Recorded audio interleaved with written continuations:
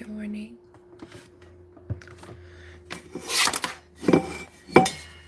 I don't want people to watch this if you get fearful easily.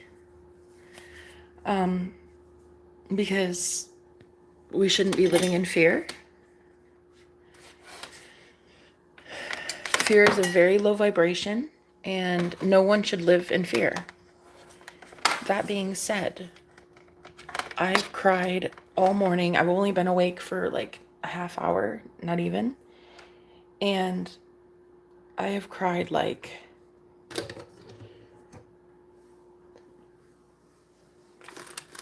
the man that left in the military, he's overseas now. And he's just bombarding my energy and not letting me forget him. And just showing up like constantly in my energy. And I keep doing cord cutting. I keep trying to remove him from my energy and tell him that he's not welcome in my life ever again. But it's really difficult because, wow, a lot of people maybe don't know how to do that. And I really just want to teach you how to remove pain from someone, because if somebody is feeling you, but you don't want them. Hi, Raven. There's so much pain. And um, I need to end the pain. So I told him before he left.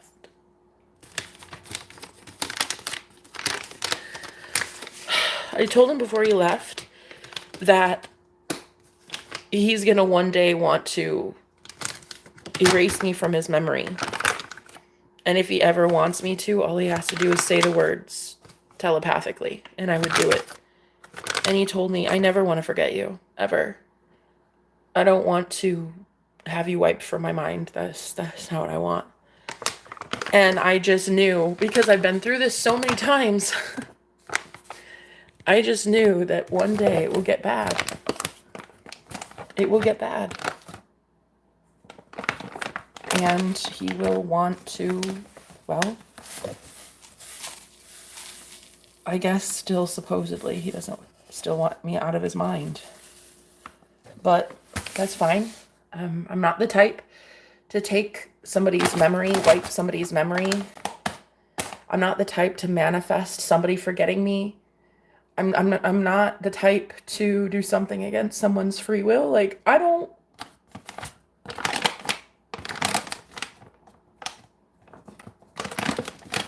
So the only thing I can do to end the pain is to just cut cords, even though he left physically. He didn't really leave. And I need him gone because I've got shit to do. And as a psychic and as a seer and as a healer and as a feeler, I've got things I have to do, and I cannot be hung up on a guy I'll never see again. And we agreed to never see each other again. So I'm not holding my breath. I don't want to see him again. I don't want to be with this man. I love him very much. And he loves me. But I also know that I love the world. And I have a mission here to heal a lot of people, to help a lot of people, to teach a lot of people. My life purpose is way too big. I cannot allow one hookup for 3 weeks to get involved in my life mission. I can't do that. And I won't do that. And there are beings far higher than me that will not allow that. And these invisible forces have already been teaching me things like Reiki, cord cutting, energy healing, stuff like this. I've already been learning how to protect my energy and shield myself. I'm wearing black today because it's a day of mourning. You're a seer. Can you tell my future? Yes, I can. I see in about 2 seconds I will boot you from the chat. So anyway, I'm not the type to make the inevitable delayed.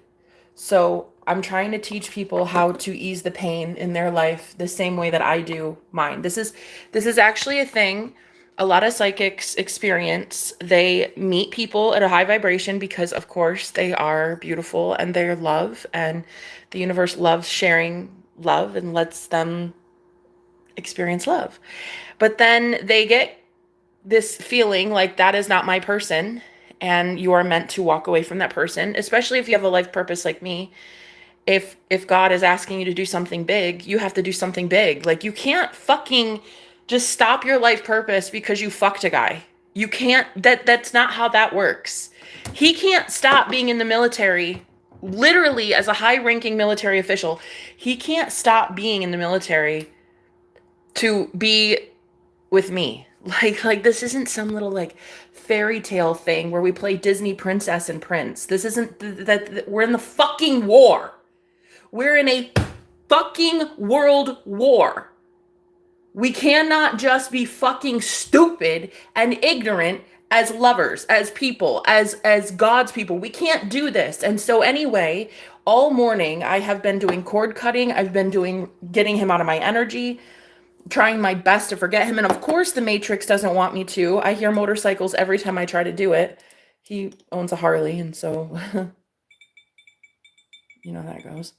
But anyway, yeah, it's definitely there. It's definitely there. That energy is there. As a psychic, I feel it, but you also don't have to let it consume you. So I would really like to teach you guys how to see that you are a free sovereign being, and so are they. So the reason that he reaches out so much to me energetically is because he's in pain. And I'm not. And this is why a lot of people come to me, because they're in pain and I'm not. And I try to teach as best I can how to get people out of pain, how to help you ease your own pain. It's your own pain that you need to ease. It is not the job nor responsibility of another person to ease your pain. It's not even your therapist's job, and you pay them $300 an hour. That is not their job. Your job is to do the homework. Your job is to remove your own pain. But you as a psychic, you as a healer, your job is to cut cords so that you can ease the pain more readily. So they will go into their own timeline, their own reality, the way that they are supposed to, because they're at a vibrational match with that reality. They have responsibilities. They're a full-grown ass man, baby. They're a huge ass man, tax-paying adult male, responsible for their own life choices. You see what I mean? It's not a you thing. You don't fix them. Do you hear another motorcycle? You're not fixing them. You in your mind are starting to see men differently, or see women differently, or see your clients differently, or see your family members differently.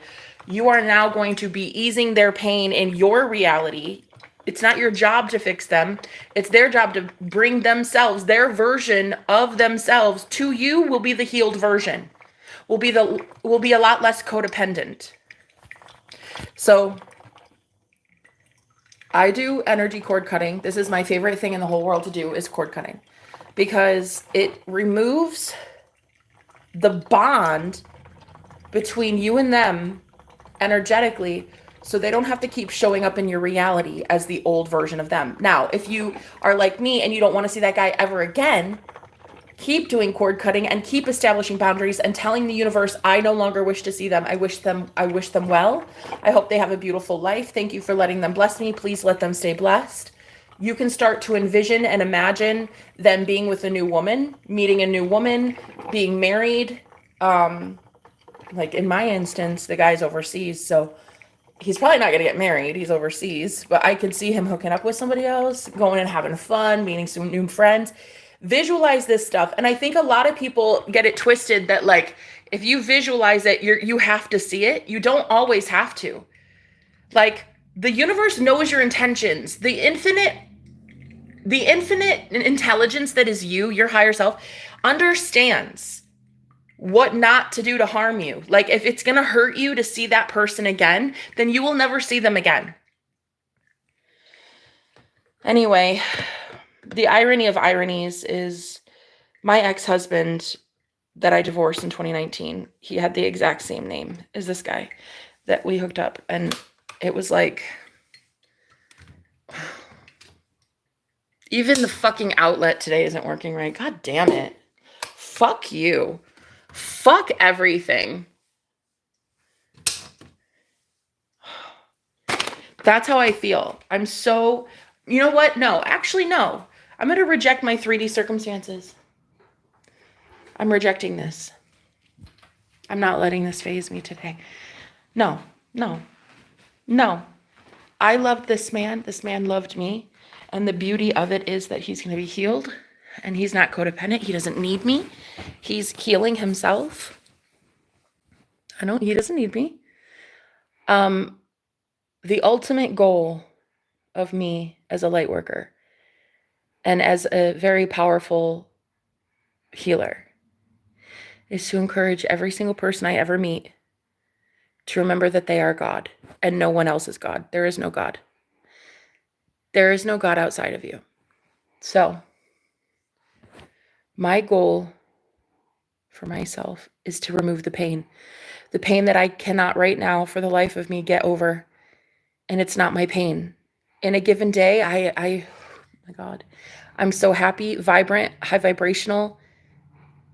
It's other people's sadness that I tune into because they can project their energy towards me, like their astral body or their mental body, sometimes their physical body, and I have to feel their pain. So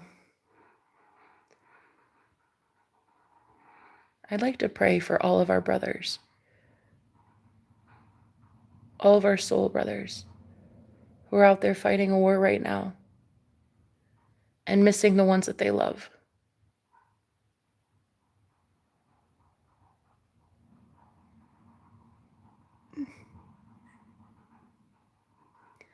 May they forever know how loved they are. May they feel safe every step of the way. May they remember goodness. May they remember why they fight. May they fight for themselves.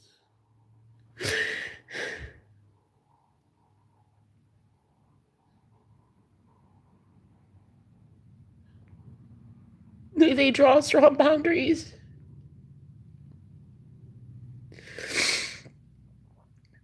May they leave people, places, and things that no longer serve them. May they do so easily.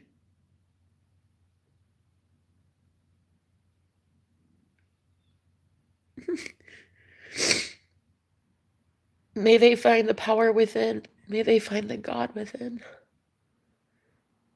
May they remember their sovereignty.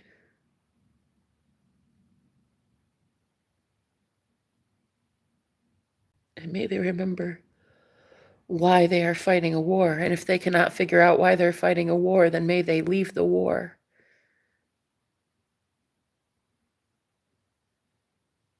May this world find peace.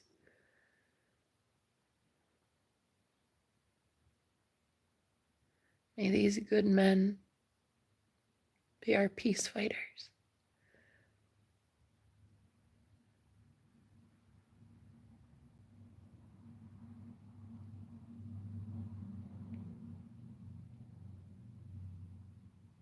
And may the women back home left to pick up the pieces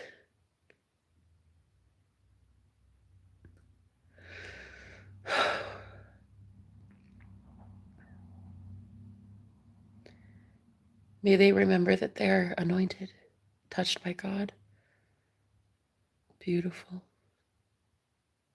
that the universe loves them so much and will replace everything that was lost. May these women be the most powerful versions of themselves. May this loss, the greatest loss they've ever felt in losing a soldier, may it strengthen them in a way that others envy. May it be they are the most powerful women on the planet. And may they stay that way. May others come to protect them and keep them safe. But may they never need that. May they never need protection again. They have themselves.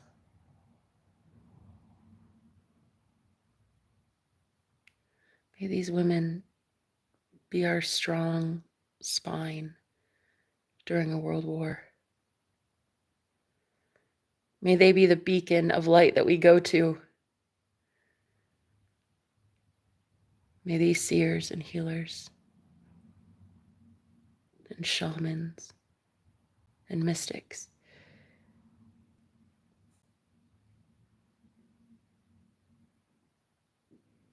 may they be forever admired, loved, cherished, appreciated, welcomed, kept safe, revered, honored. And may good men that need them or see them or feel them or know them, may those good men forever be healed. May their souls be liberated.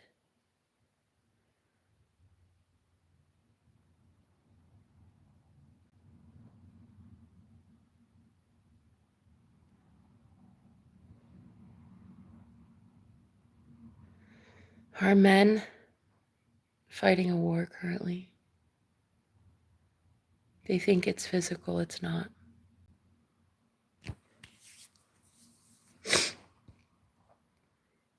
But our seers know it's not. These high priests, the high priest in tarot, the Hierophant, he really rules and reigns in the 3D physical world. While the high priestess, she is always elevated into the 5D. The high priestess works in the upper planes. The high priest is still a priest, a very high vibrational priest, but in the lower planes. So that's why men often are more logical and women are more emotional and intuitive, because we're feeling things that are not seen, while a lot of men see things physically that we can't see. It's kind of strange, because you would think that with your eyeballs you should be able to see all things, but you can't. As a high priestess, sometimes if you look at an object that is cursed, if there's an object that is cursed in your vicinity, you won't even see it. It's a frequency. It exhibits a frequency and you cannot even look at it. So you won't be able to physically see if something is hurting you. This has happened several times in my life. I've had to gloss over things that were so obvious to most people that was about to hurt me. Stranger danger kind of thing. There are things in this 3D physical world that you need a high priest for, especially if you're like me and you're high priestess. And the man that I slept with that left last week, we very much loved each other. Very much. There was a lot of love there. Beautiful. Just a beautiful man, beautiful connection, a beautiful moment in time that I will forever have.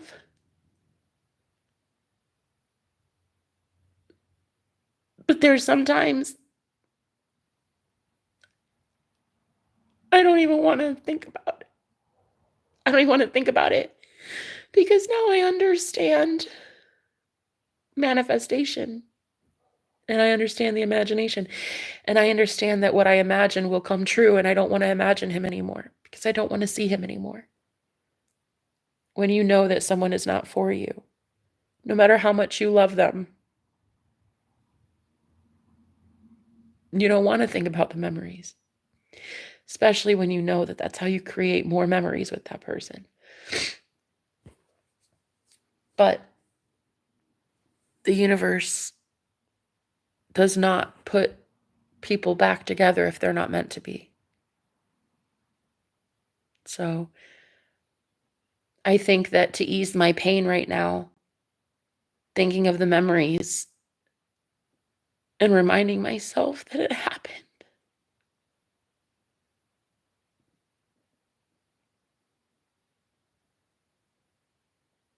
and that we healed each other.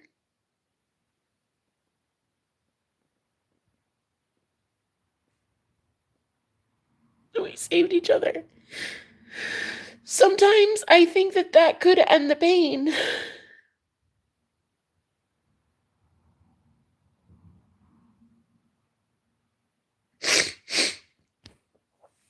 And you know, I gave this message the other day about when you're getting out of Sodom and Gomorrah, don't look back. But he's not Sodom and Gomorrah, you see. He's a beautiful, enlightened, divine masculine. So looking back is not going to turn me into a pillar of salt. Looking back at my family members that were not enlightened or working for God, that would turn me into a pillar of salt. Looking back at 9-to-5 jobs that I worked that I hated, or looking back at relationships where I was abused, or looking back at the events when I got cheated on, or when I was homeless, or that's looking back. But to look back on a memory that I shared with this man,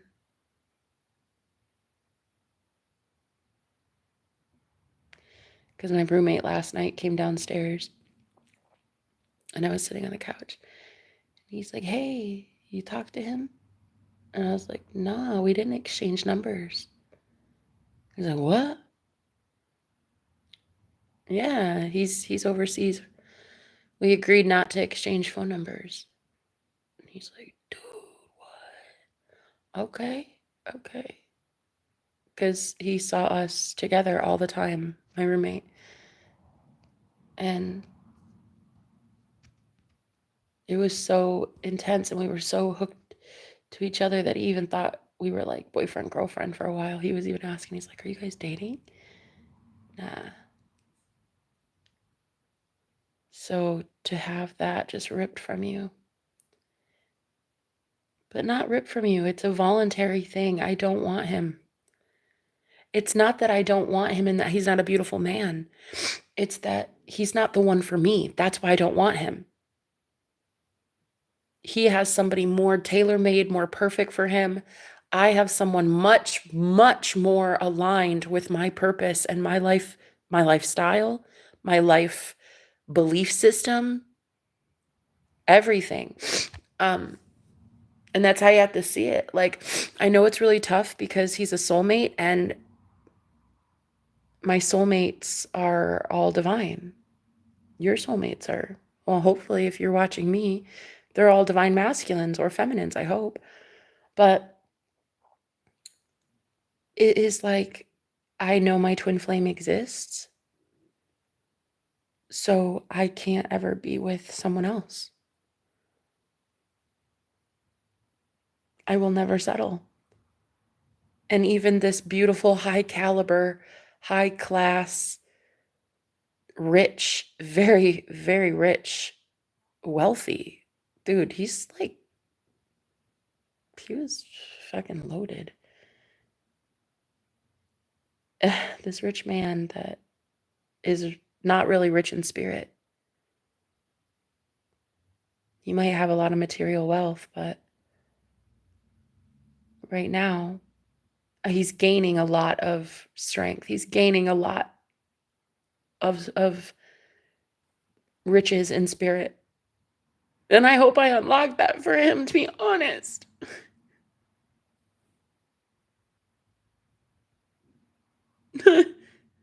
I hope that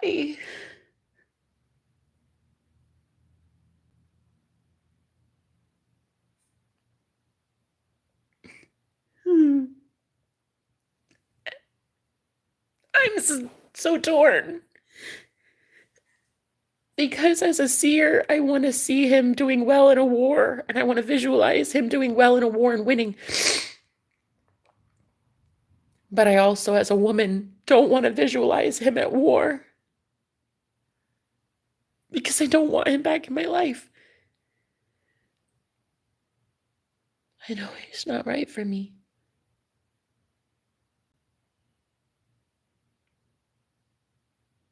I know who the real one is.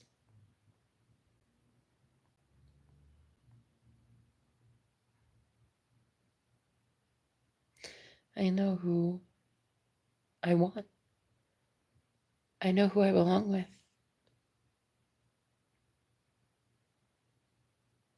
And I'll never settle. Even if it makes men upset, I will always be settling for you. That is the truth.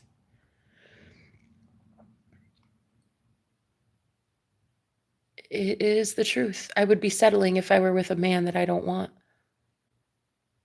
And so why do that to a soul? Why do that to a man?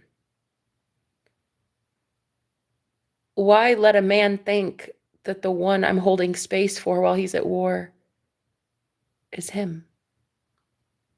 I told him I'm not going to be with you.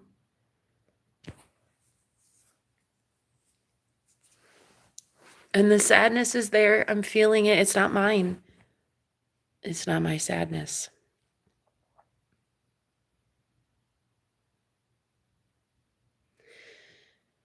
I understand that life goes on. I understand the eternal. I understand because I can see through the veil. I've been a psychic since 2019. Well, I've had my gifts kick in since 2019. I think I've actually been a psychic maybe for about 14 years, but they were kind of laying dormant, those gifts. I don't know how else to ease the pain, but removing cords of attachment between me and this man. Booting him out of my energy, telling him, no, you will not ever have me again. You have to leave me alone. Anybody from the past, the same thing? The answer is no. I will never, ever, ever, ever, ever, ever, ever, ever, ever, ever take anyone back from the past unless you have your name in my head right now.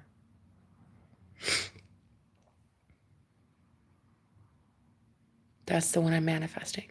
That's the one I'm changing. That's the one I'm bringing in a higher light. That's the one that is going to God. That woman, that man, the one that I already know, my true divine counterpart.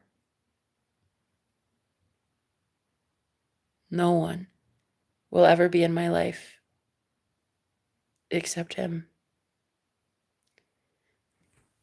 That's the truth. I'm about to settle down.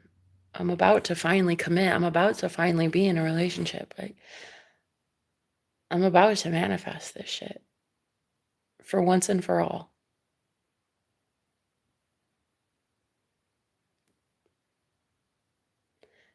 I think with the man that I slept with last month, I don't think that it was as fun as I think I wanted it to be. It wasn't really what I thought it would be. Knowing that I knew someone else is more suitable to me. It was more just like experimentation, like, what would this feel like? And it wasn't even really that fun. It wasn't horrible. It wasn't fun. You know what I mean? If you're not having sex with a guy and it's like poetry worthy, like you literally recite live poetry while you're having sex, then it's not worth it. And there's only been one man that I've ever been with where I've recited live poetry during sex. Trust me on this. That man is never going to leave my brain. So it's not really as fun as I wanted it to be.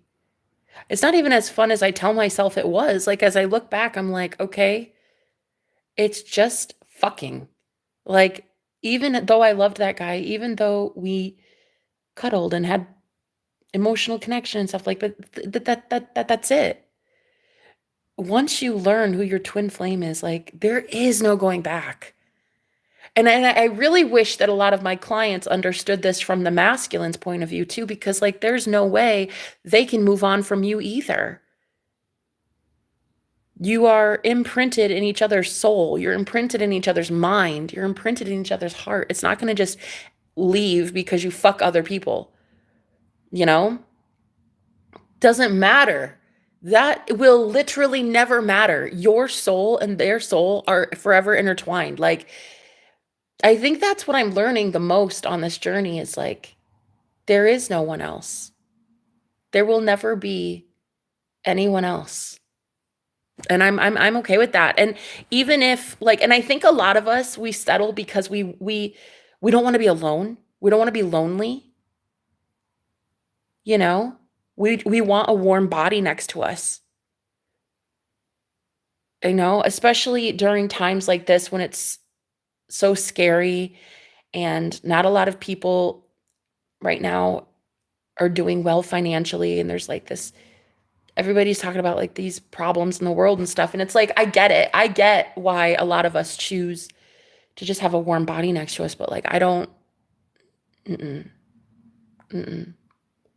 I'd rather be alone than feel alone in a relationship. I'd rather just be alone.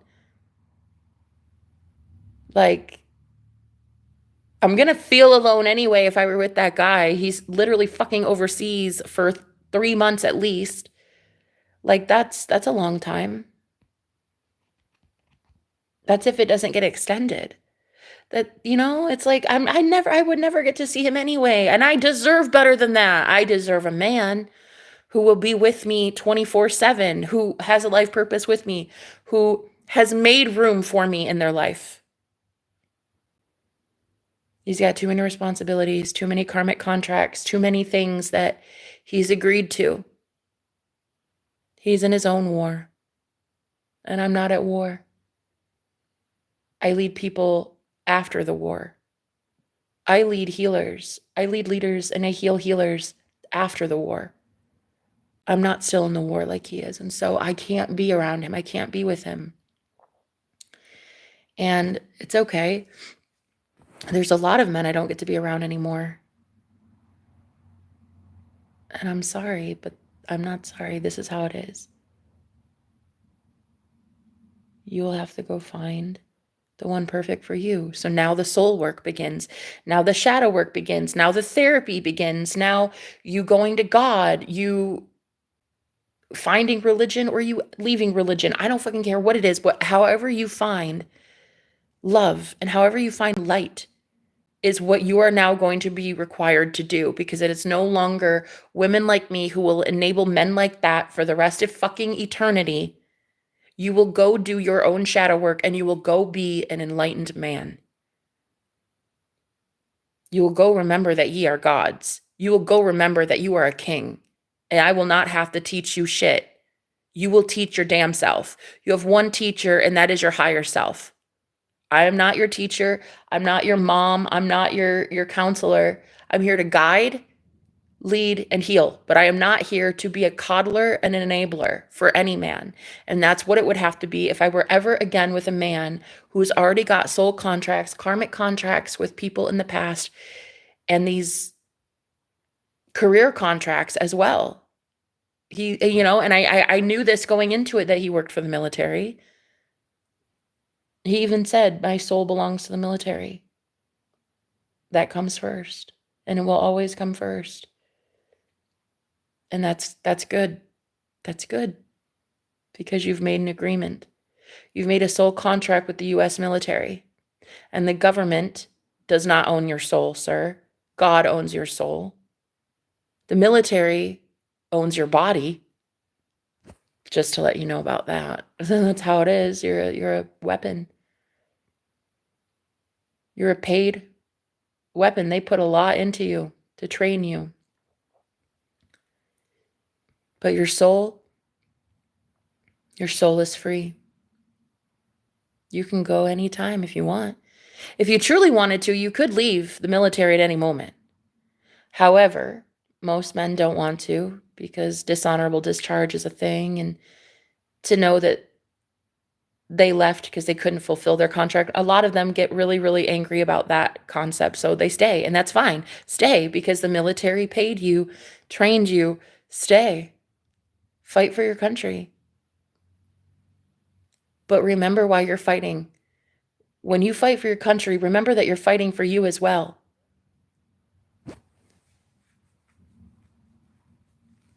When I first hooked up with him, I didn't realize how high ranking he was. He didn't actually tell me until, I knew he was pretty high ranking. I knew he had to be. I knew he had money. He's older than me. He has at least 3 vehicles from what I saw, and that's he was only here 3 weeks, and I saw at least 3 vehicles, and I'm just like, oh, he's got money. So I knew he was pretty high up there, but I didn't know how high ranking until after we'd already been together, and then I was like, whoa, I see. And he belongs somewhere, and he's going to fulfill his duty. And I'm not going to step in the way. I'm not going to allow that man to do something risky, to jeopardize his future, when he's already made agreements to the US government.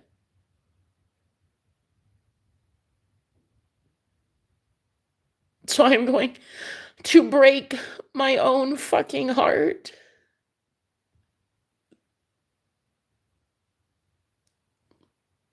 and make him hate me. And I will just boot him out of my energy, and I'll just consistently, every day, tell him no, no, no, no, forever if that's what it has to be. But eventually he'll learn. Eventually he will know I'm really truly done, and I was done the second we met.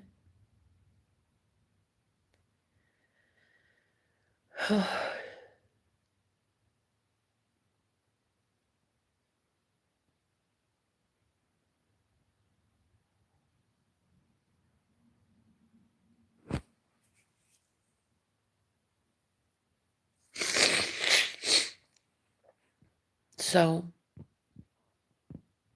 my life anymore, I'm gonna live it alone for now.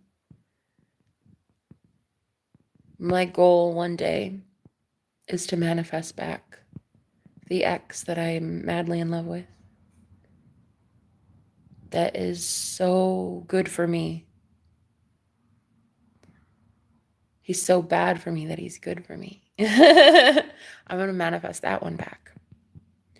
And I'm going to prove to everyone how to do it. I'm going to prove there are rewards for sleeping alone for a while. There are rewards for not being with somebody simply because it's a warm body next to you. There are rewards for doing the shadow work. There are rewards for going within and realizing that you are God and that you can have everything you want. If you wanted everything in the world, then you would want the one that resonates with your soul the most. That's the one I want. I want the one that was tailor-made for me. 11 people in here, 11 likes, 11, 11. I want that one. I want my true divine counterpart, and I know who the fuck he is. I've already been with him. I'll never be without him. See, I've heard this saying, I've heard it said, there are those you can live with, but be with the one you can't live without.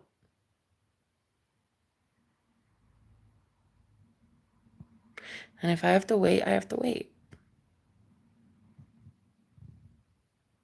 He brings me peace. He brings me happiness. He brings me a sense of renewal. There's good in the world again. There's hope in the world. There's hope in my heart again when I think of this other guy.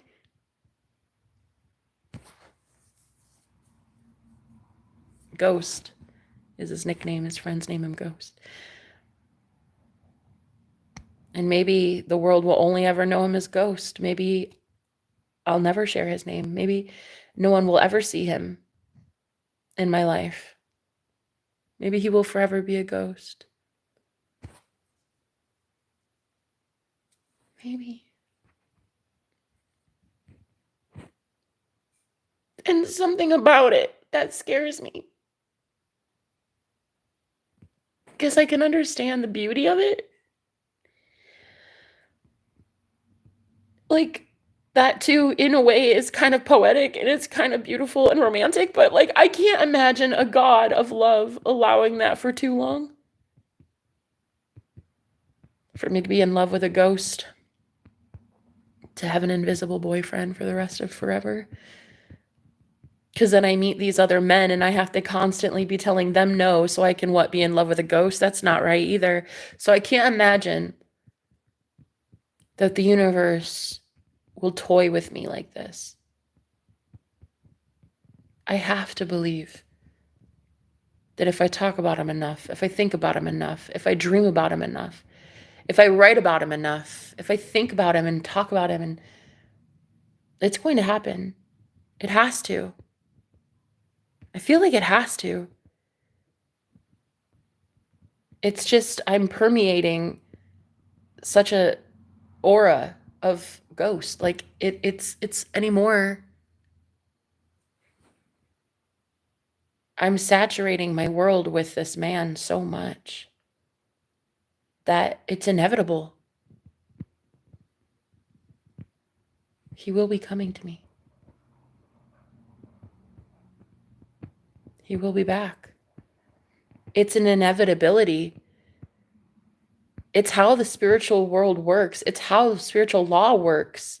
It's a spiritual law. The law of attraction, the law of assumption. It's just like the law of gravity. That shit works and you don't see that either. So it's a law. It has to work. You talk about something enough, you're going to get it. Good, bad, or otherwise. Talk about problems enough, you're going to get it. Talk about your soulmate enough, you're going to get him. I've already been through my fair share of frogs. I've kissed my frogs. I don't want a frog. Who would? They are beautiful. The men that I've been with, some of them. And though I've loved them, I've loved every single one I've ever been with. I've loved every single man I've ever been with. Ever. Every single man I've ever touched, I have been in love with.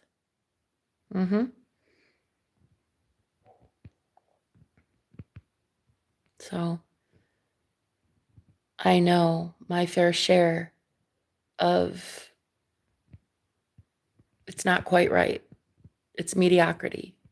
It's like vanilla. I don't want vanilla. I want Superman ice cream.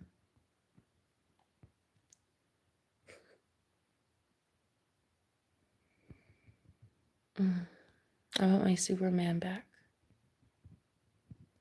He never left, really. He never left. But I booted him out. I booted him out of my energy, and that was also not real. He's always been here. I just had to go on this little journey, this little detour to find him again. I had to find me. I had to see that I'm worthy of him.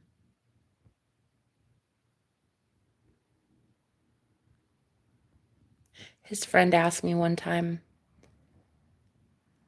"Are you even worthy of him?" Like just point blank, dead ass. Just ask me like basically, why do you think you should have him? Are you even worthy? Are you worthy of him?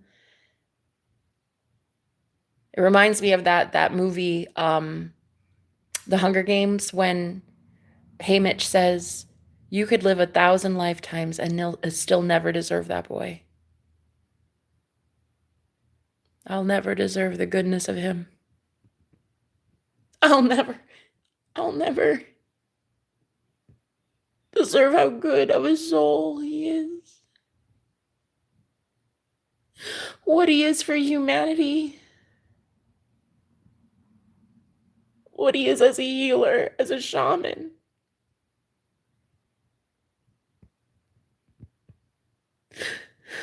As a man, as a god. Just,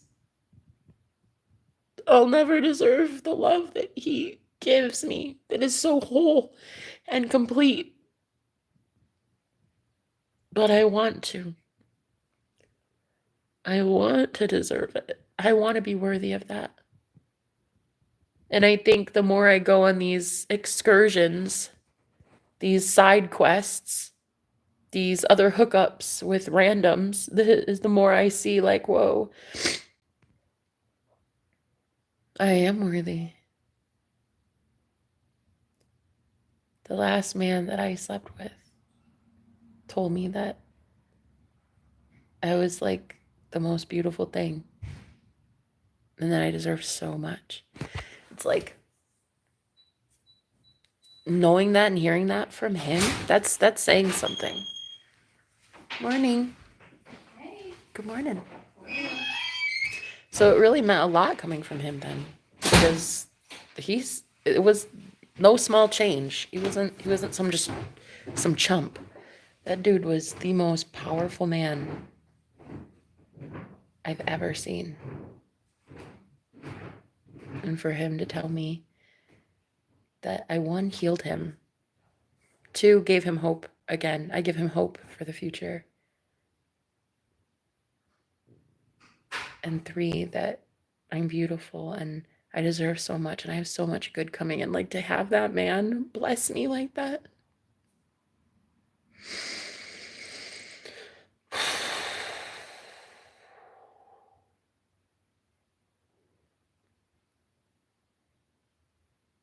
There's only one that my heart sings for, though, I'll tell you.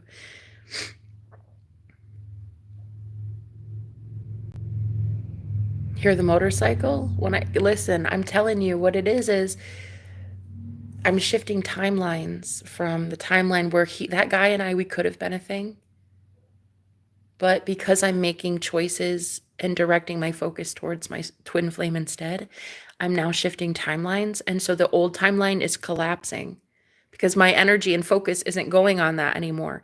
So when I hear things like a motorcycle, right, when I change gears, pun unintended, when I shift gears and I talk about my twin flame,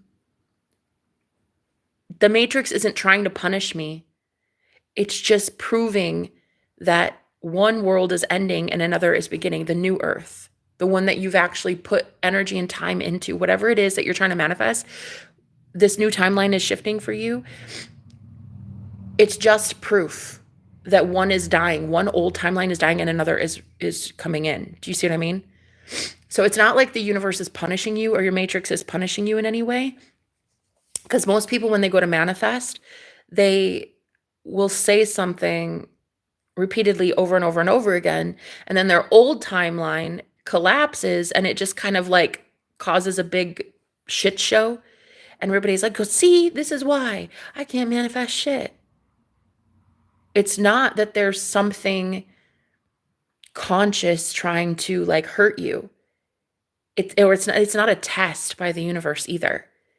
It's literally that one timeline is dying off. There's no energy and oxygen that you've breathed into an old world, an old timeline, and it literally has to shut down. And when it shuts down, it is kind of loud. Not because it's wanting to trip you up, but because it had a lot of your energy and a lot of your focus. And so if you, like me, change on a dime when it comes to relationships, you're going to see a quick shift in your 3D physical reality, but first you have to watch the old timeline die out. And it feels like this. It feels like being woken up to a man energetically sending you telepathy and crying over you and stuff. It can feel like that. A lot of it's divorce. Like a lot of people right now are going through divorce, breakups, moving away, things like that. And that's your old timeline dying off. It doesn't have your energy, your focus anymore. And so now all you can do is keep your energy and your thoughts and your consciousness aligned with the new version. And for me, that's Superman. My Superman with the S on his chest, because he does it best. I like the way that man won't give me rest. Ooh, girl, that's the one I want. There's a man who gets me to sing. There's a man I sing for. And then there's a man that shows up when I'm singing.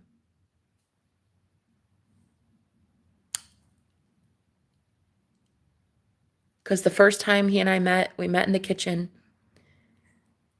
My roommate showed up. He was here 10 minutes in the kitchen, and he met my boyfriend. Same night I got broken up with by my boyfriend. He left. And the next day, I was outside singing with my friends the blues, and literally a tornado started while I was singing. The tornado sirens came on like 10 seconds after I started singing, which was really fucking fucked up. Anyway, the tornado sirens went off. I got a notification, an alert on my phone to go inside, and I was just sitting out there with my friends smoking. And all of a sudden, my roommate turns the corner and he's like, "Hi."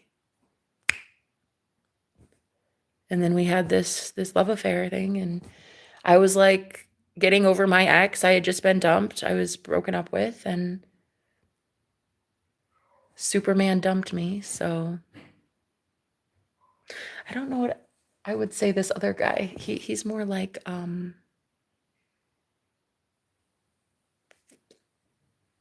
you know what? He's more like Captain America. Uh-huh. He's like Captain America. And the rest was history. Like he came out to literally save me during a tornado. But I was singing for another man. I was singing because of another man. And this man heard my voice, and because I was singing outside, he knew I was outside. And so he came out and checked on me to make sure I was okay during a tornado. And he's like, "You have a beautiful voice." And I didn't want to tell him like I was singing for another man, but I was. So there's one man that I sing because of. And there's other men that just get to hear me sing.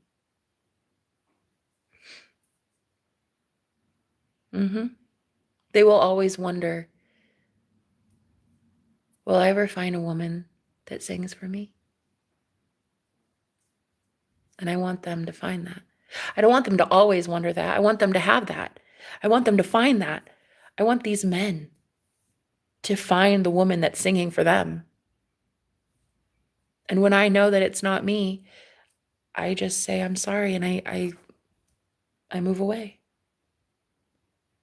It's not me. You will find her though, because you're a beautiful soul, and you're a god, and you're a king, and she's out there. She's singing for you. You should find her. And that's how I'm gonna save my soul right now. I'm going to imagine that man is doing okay during the war. That there isn't a war. He's actually finding his soulmate and living an easy breezy life and enjoying life. Doing whatever he does at his job, even in the military. Which he actually really loves his job. So that's not really too hard. I'm just going to imagine he loves his job and loves the women that he's with. If it's multiple women, hey. If it's one woman, hey. But I'm going to imagine that because I want that for him. Because I love him. And as a seer, I see way too much. And if I'm going to see anything, I'd rather see the men I love finding women that they love instead of seeing them killed in war or crying over me. I have a responsibility. I have a responsibility as a seer. With great power comes great responsibility.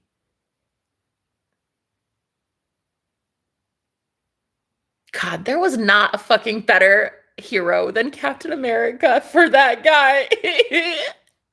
I can't believe that one came to mind. At first I was gonna say like Spider-Man or Batman, but I'm like, no, those two, no. No. That does not suit him at all, you know? But yeah, Captain America 100%.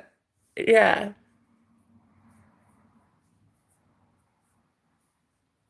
Die hard. He's a die-hard fan of America. He's in the right place at the right time.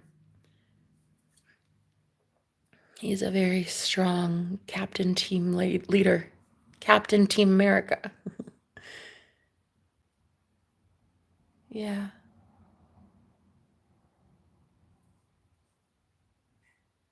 It's not that I'm not sad, I guess.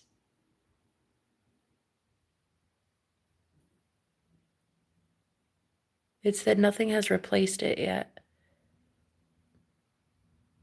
And I think that is why I so firmly believe that God is good and brings people in to like remedy your heart, to fix your heart, to help show you something of hope. And it doesn't even have to be people like anymore. I don't want it to be a person. I don't need it to be another man. I need it to be me.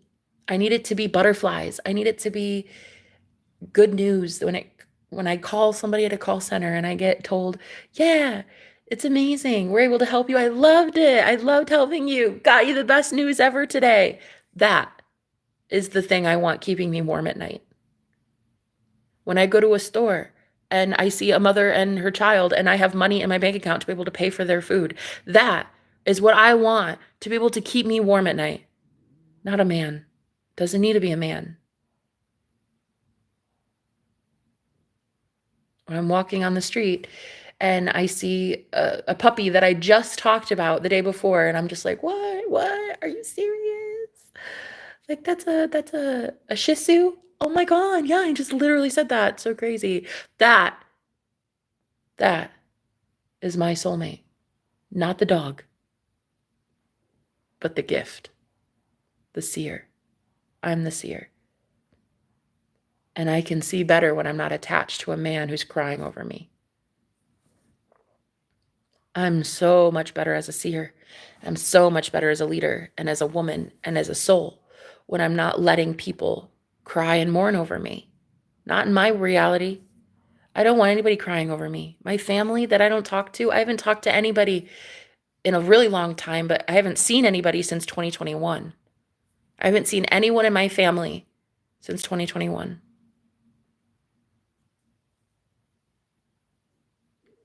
My immediate family and my extended family.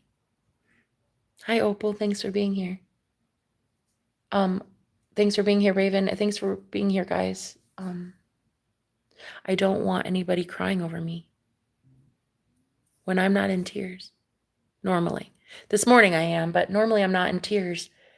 So why would I want anybody else in tears over me? I don't want a man crying over me. I don't want a man crying.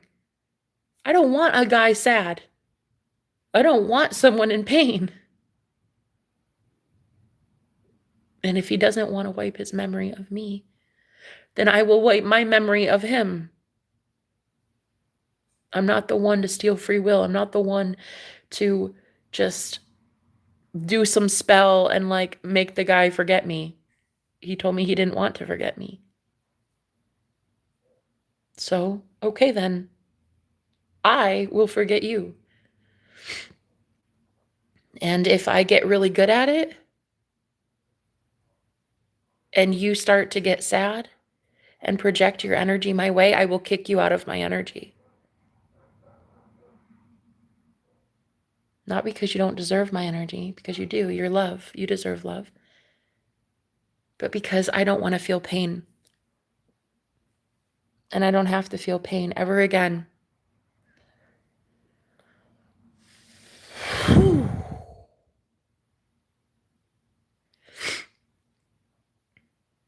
Oh, lighter and clear. Thank you so much for being here. I appreciate that.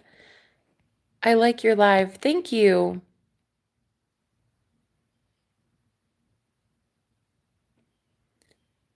I don't know why you're so bothered by someone talking.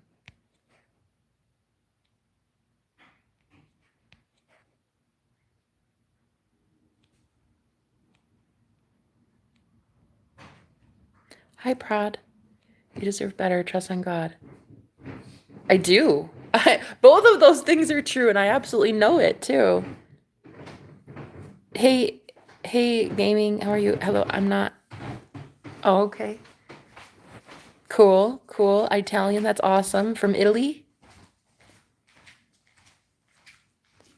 Do you feel like you will need a therapist, somebody to talk to get over it soon? No. I won't need a therapist, baby.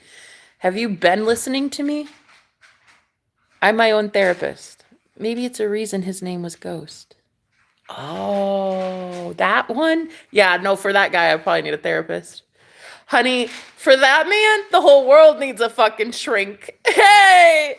No, listen, listen. The second that man was born, this world needed a fucking shrink. Hey, I'm not kidding. That dude is a menace to society, but also the peaceful resolution as well. He's both the ghost and the Holy Ghost.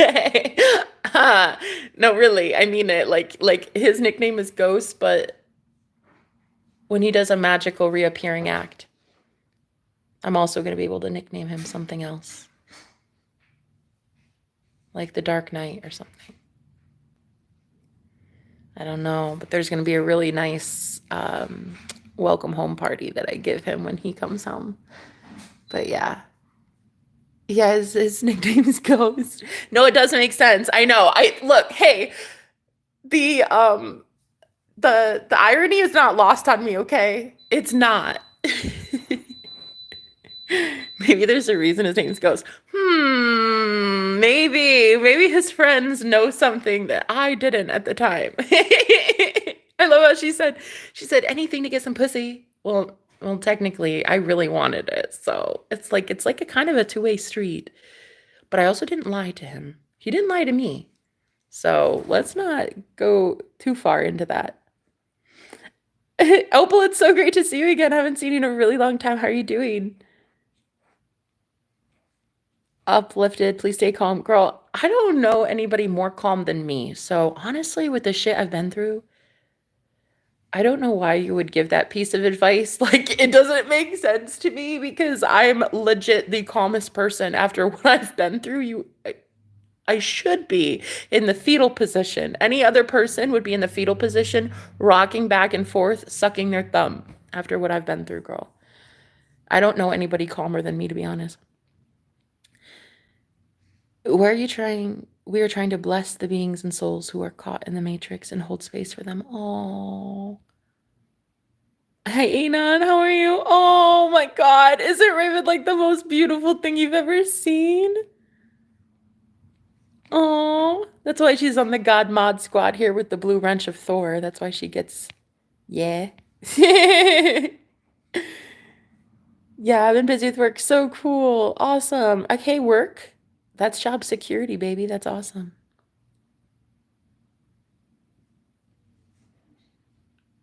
Oh, I wanted to say something about that. Take a break. Tell only those you deeply trust. That's really actually sound advice. That's really great advice for most people. But I have this feeling like that's not like I have a different purpose, I think, in life. Mine is to tell people I don't trust to. Like I just talk for a living. Um like I can never know as a psychic who I read for or talk to or guide in any way. Like I don't ever get to know that stuff. Like when I give messages, I just talk. And some people take the message and they're like, "Oh my God, that was mine." And some people are like, "Nope, not my message." I don't know. I don't get to live that life of like only tell people you trust. I wish. I don't get to have that. That's not my job. My job in this world is so different than most. So I don't get to keep secrets. I don't get to be like that. I'm an open book. I'm very transparent. I live with my heart on my sleeve. Like I tell everybody everything. So it's like that's how it is though, and that's actually my life purpose and I love it. I don't mind it. I think most people, when they're quite secretive, and that's just their personality. I love that. I love that too. I think that's so cool. And honestly, sometimes I really think that I should take some cues from people like that who are really good at just keeping to themselves because I'm just out here like a fucking golden retriever and I'm just like wagging my tail all the time, just telling everybody my damn business. Because you got the smart ones who do have, you know, the ability to keep things a secret. But with me, I don't really have secrets. That's why my hair's so big and poofy. Wait. I thought that's actually, if your hair is big and poofy, it's that you have secrets, right? But in this instance, I'm kind of an open book, and that's why my hair is so poofy, because I talk so much that my hair just naturally holds all of my secrets for me that I've already word vomited. And you guys have even seen me drunk, sloshed, crying profusely like that. I don't have that, like, that shame function everybody else gets. I suppose if there were a sex tape of me and that like got on the internet or something, maybe that. But like other than that, I'm not really that girl that lives in shame. I don't get embarrassed too easily. It takes a lot. It takes quite a bit. Actually, you'd be surprised. I burped on camera. One time I farted on camera, I did accidentally. That was like a oops. Also, I've drooled on myself too, though. Listen, I've literally spit on myself before, drooled while I was doing a talk. I was just like, I didn't even mean to, but I was like, oh my God, that's embarrassing. But not really. And then I just kept going. So like I don't even really have what everybody else has, that whole shame feature. No shame. No shame in my game, baby. I don't have that. Look at Jenna calming herself. Oh, claiming herself with her self-worth. Oh, Raven! Girl, I fucking love you, girl. Dude, you have no idea. What a baddie. Both of you.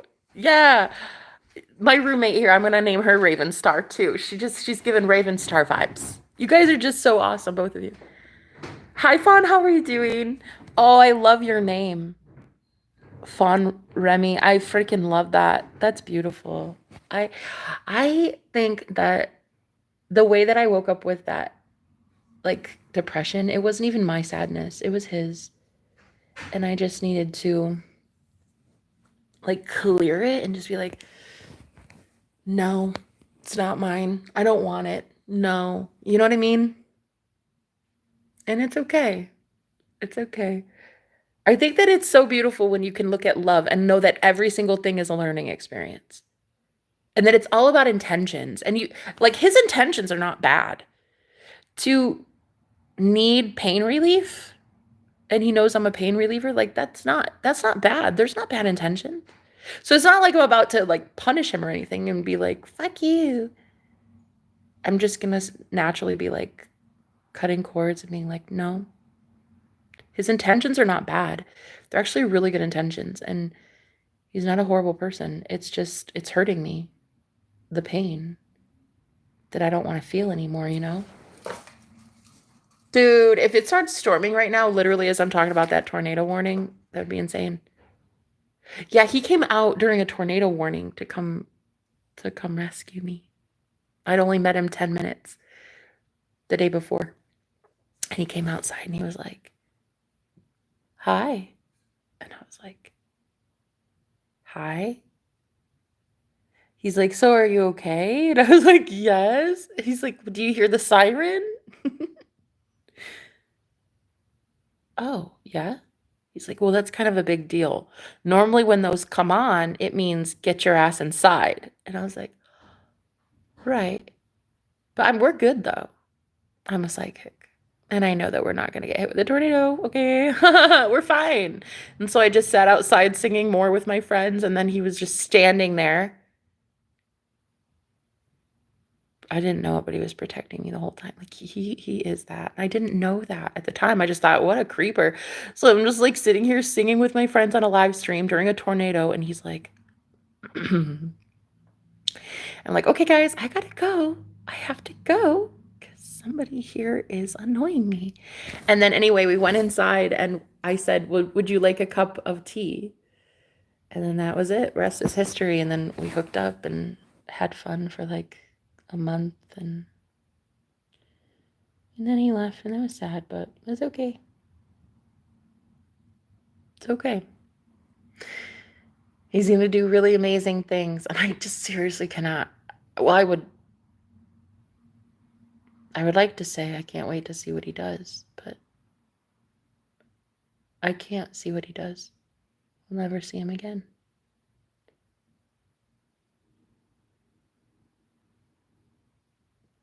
I don't know what he'll do. Maybe it's something good, though.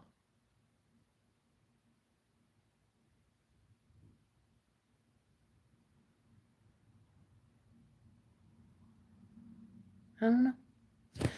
Maybe good things, maybe not so good things. I guess at the end of the day, it's all in my imagination. He'll never be in my life again, so whether he wins or loses,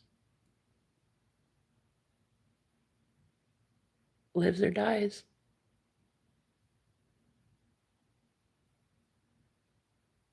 in a way, it's like it's all on me, kind of. It's all on me.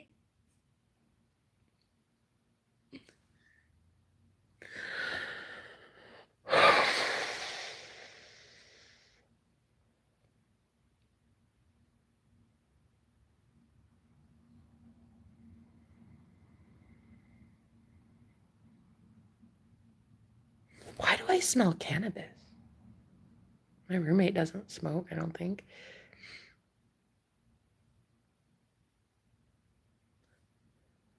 What?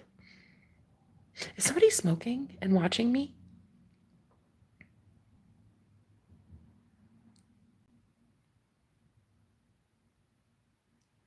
What's good?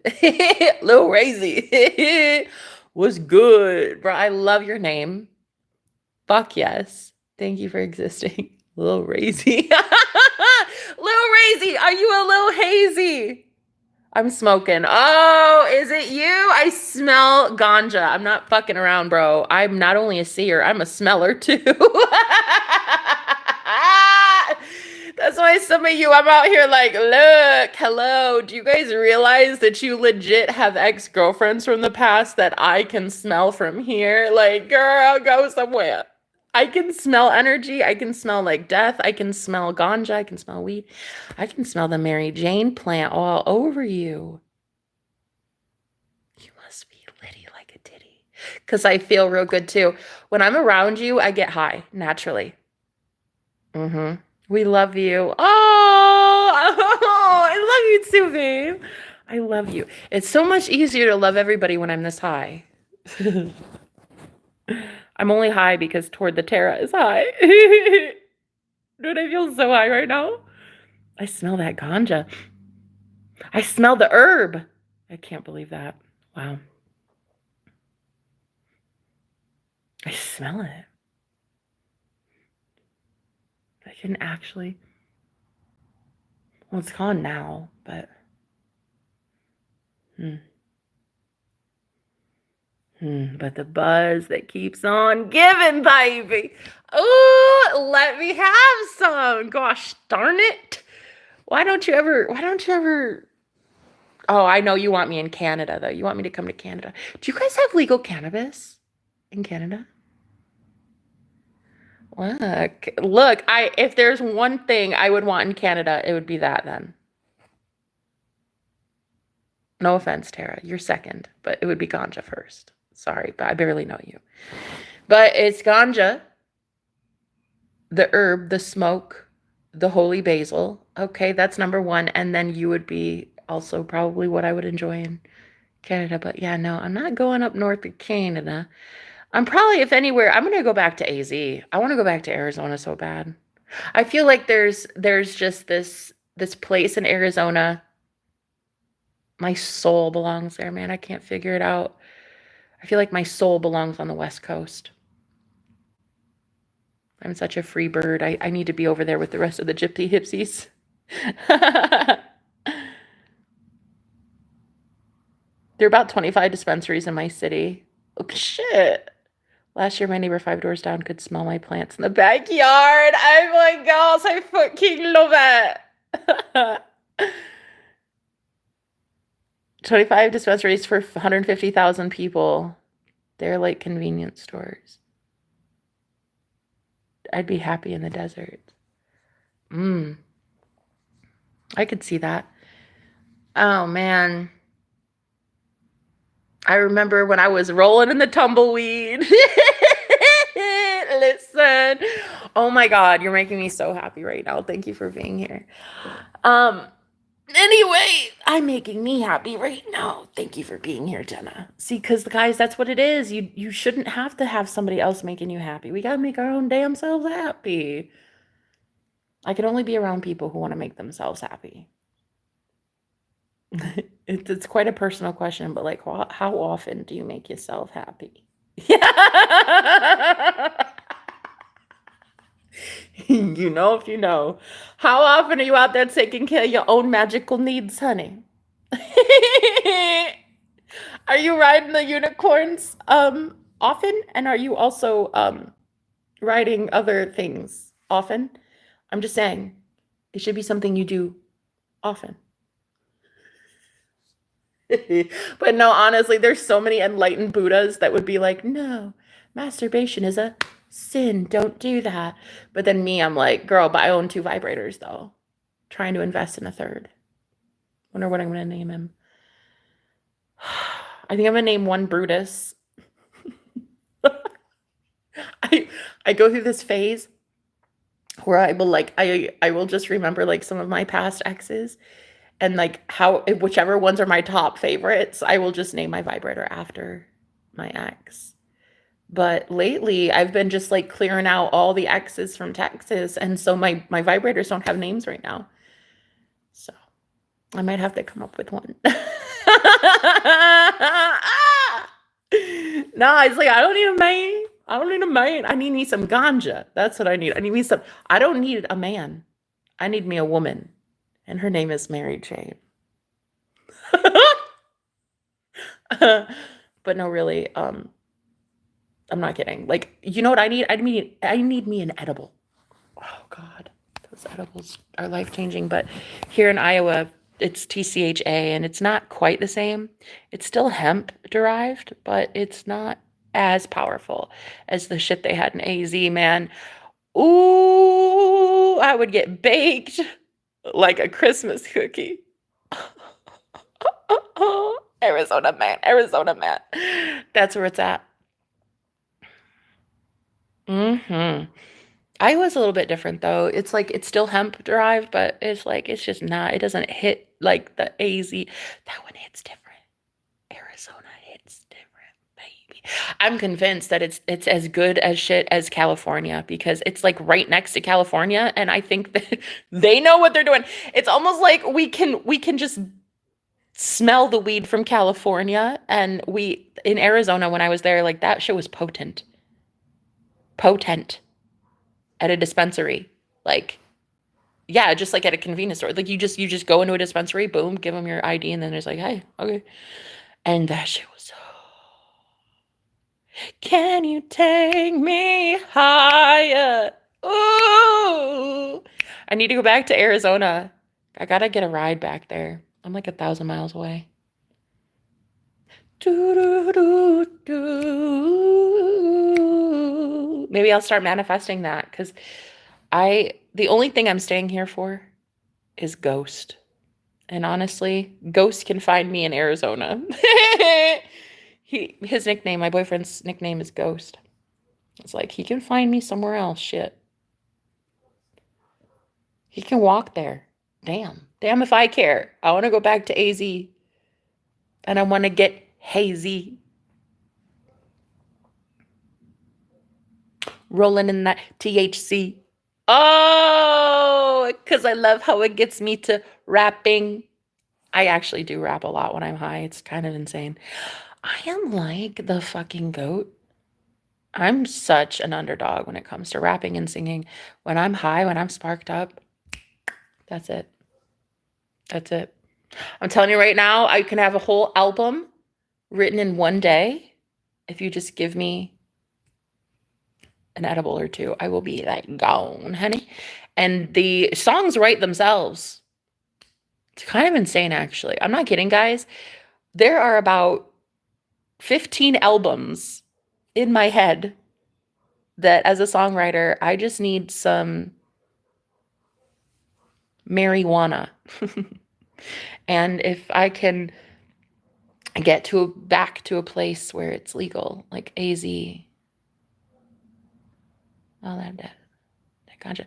Because like THCA that they sell here, it still gets me high. Like there's definitely still a buzz, which I am actually okay with. But lately there's a financial snafu. I've been putting so much money into this place, being able to keep a roof over my head, that I haven't really been able to spend on anything else. It's just been survival. Food, shelter, toiletries. I haven't really been allowed to spend much on the festivities. So, yeah. But things are changing. I'm going to start manifesting more money soon because my ancestors have been telling me some things that they really want to bless me with some money, maybe some new clients, stuff like that. So it'll be really cool. I'll hopefully have some money because the edibles here, they still hit. Like I still get high. Like I get buzzed pretty great. But it doesn't last nearly as long though, I have found. But in Arizona, oh my God. Girl, I would be gone all fucking day. All fucking day. One edible would just have me so fucking out of it, girl, loopy as a clown. And I would just be gone all day. I could write the best music. I could journal. My favorite is to get high and listen to subliminals. Like reprogram your subconscious when you're that high. It's just, love it. So, but yeah, it would definitely be really cool to get back to AZ. I really want to live there again. He's a rapper. Who is? Mary Jane is all you need. That's it too. She's so sexy. I built a 5-foot high cage for my plants. It looks weird. The neighbors think it's some S&M sort of craziness. Hey, show them my live stream. Give them a link to my live stream and they'll understand. SSSN. Yo, they'll be like, wow, okay, that's the kind of people you hang out with. Okay, it makes sense. My neighbors are all gossip queens of town. Mary Jean. Oh, gosh. We're not affirming for that, are we? No. We don't affirm for that. No. We say they are so lovely. They love me. And they do not want to ever fucking harm me, ever. They would never do anything to hurt me. They gossip about me. They fucking love me. What's not to love? What's not to love? Of fucking course they like me. They invite me to the fucking picnic every weekend. What? What do you mean? They're always asking for the edibles. They're asking for me to bring a cookie tray.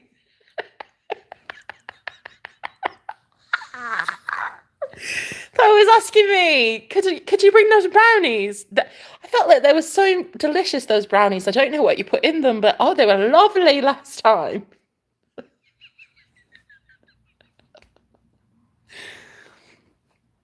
It was so great. Would you like to come again? Because everybody had so much fun. We don't know, we ate a brownie, and the next thing we know, everybody's laughing, having a good time. Like, we really love those brownies. What did you put in them? Like chocolate chips? What was it?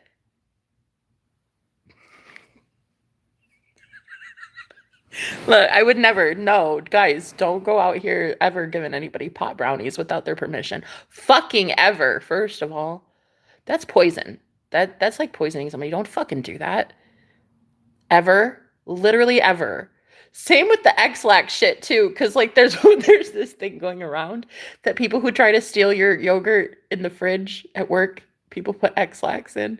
And I'm really on the fence about it. Listen, because I joked about it once. I was like, listen, if there was some Karen stealing my yogurt from the work kitchen, I would be pissed and I'd put X-Lax in it. I would. I'd want to find out who it is, but it's pushing a boundary that I have in morality, ethics. So I had to really reconsider some things. Like I'm right there kind of on the middle of it. You know, it depends on like how if I don't like the person I suspect it to be. I don't know. I don't know. Because once you have the intention set, then it's like kind of bad.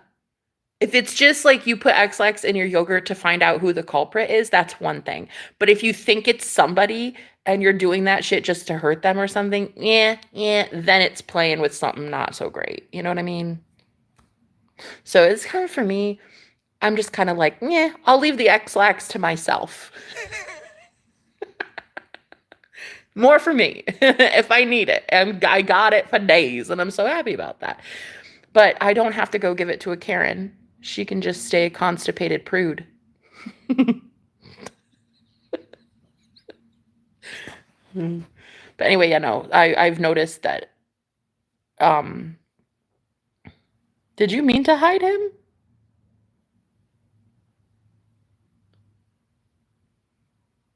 Wait.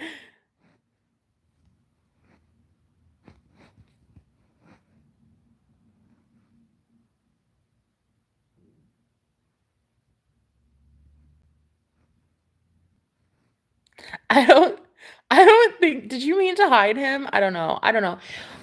But anyway, I you maybe saw something I didn't, but I was kind of having fun with that guy, but that's cool. It's cool. No, bruh. He's just out here smoking some weed. I don't think there's anything wrong with him right now. I don't know, maybe you saw something. I gotta drink some coffee. I gotta make some coffee. What I don't appreciate is that I just told you to stop telling yourself that your neighbors hate you. And yet here you are again. Don't ever fucking bitch and moan at me ever. I will not care. I will not care at all if something happens and your neighbors come to prove you right after I fucking done warned your ass. Shut the fuck up about that. And you don't want to shut the fuck up about that. Okay. There was your warning, Tara.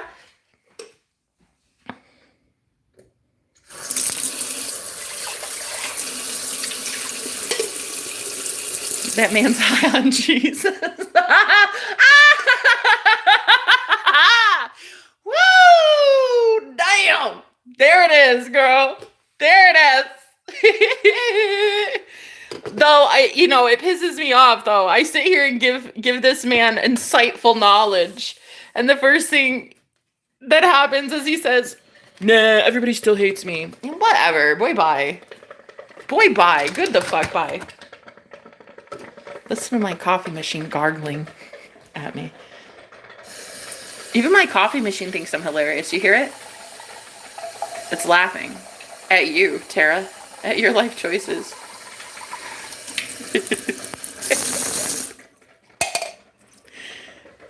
It's like, yeah, take that, Tara. Your neighbors soon. You just manifested that they hate your ass, so let us prove you right. You better watch it. You better watch yourself. Coming to my channel. getting warned by me and the Holy Spirit, that Holy Ghost. And I just drooled on myself again. I told you I do that. I don't know, man. I don't know why the fuck I drool, like, because I talk a lot. I don't ever shut up. I just drooled again. Oh my God, you can't take me anywhere, man. That's why I'm such a homebody. I'm just a hermit. I really am. I love being this way. I really do. I don't mind it. I like a lot of people I've talked to, a lot of men especially that I've dated, they're just like social butterflies, and they go out all the time and they hang out with. That sounded like a fart. I promise you I did not fart. Oh my God, that's hilarious though. Because I just talked about how I drooled and farted. About 10 minutes ago, I talked about the embarrassing things that I used to do and on camera accidentally. It turns out it's not a used to do, it's still happening. See, I can't tell you to stop talking about your neighbors like that if I'm going to sit here still manifesting farts and drooling. So I swear I stepped on a creaky floor, but I swear to God.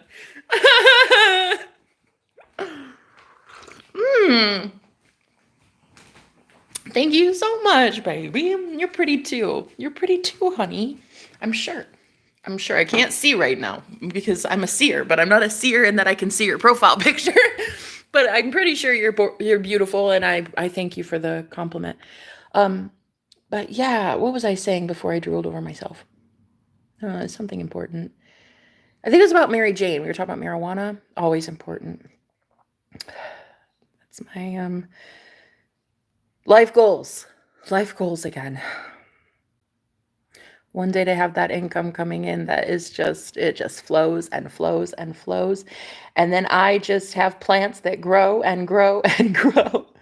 I just want to go back to Arizona.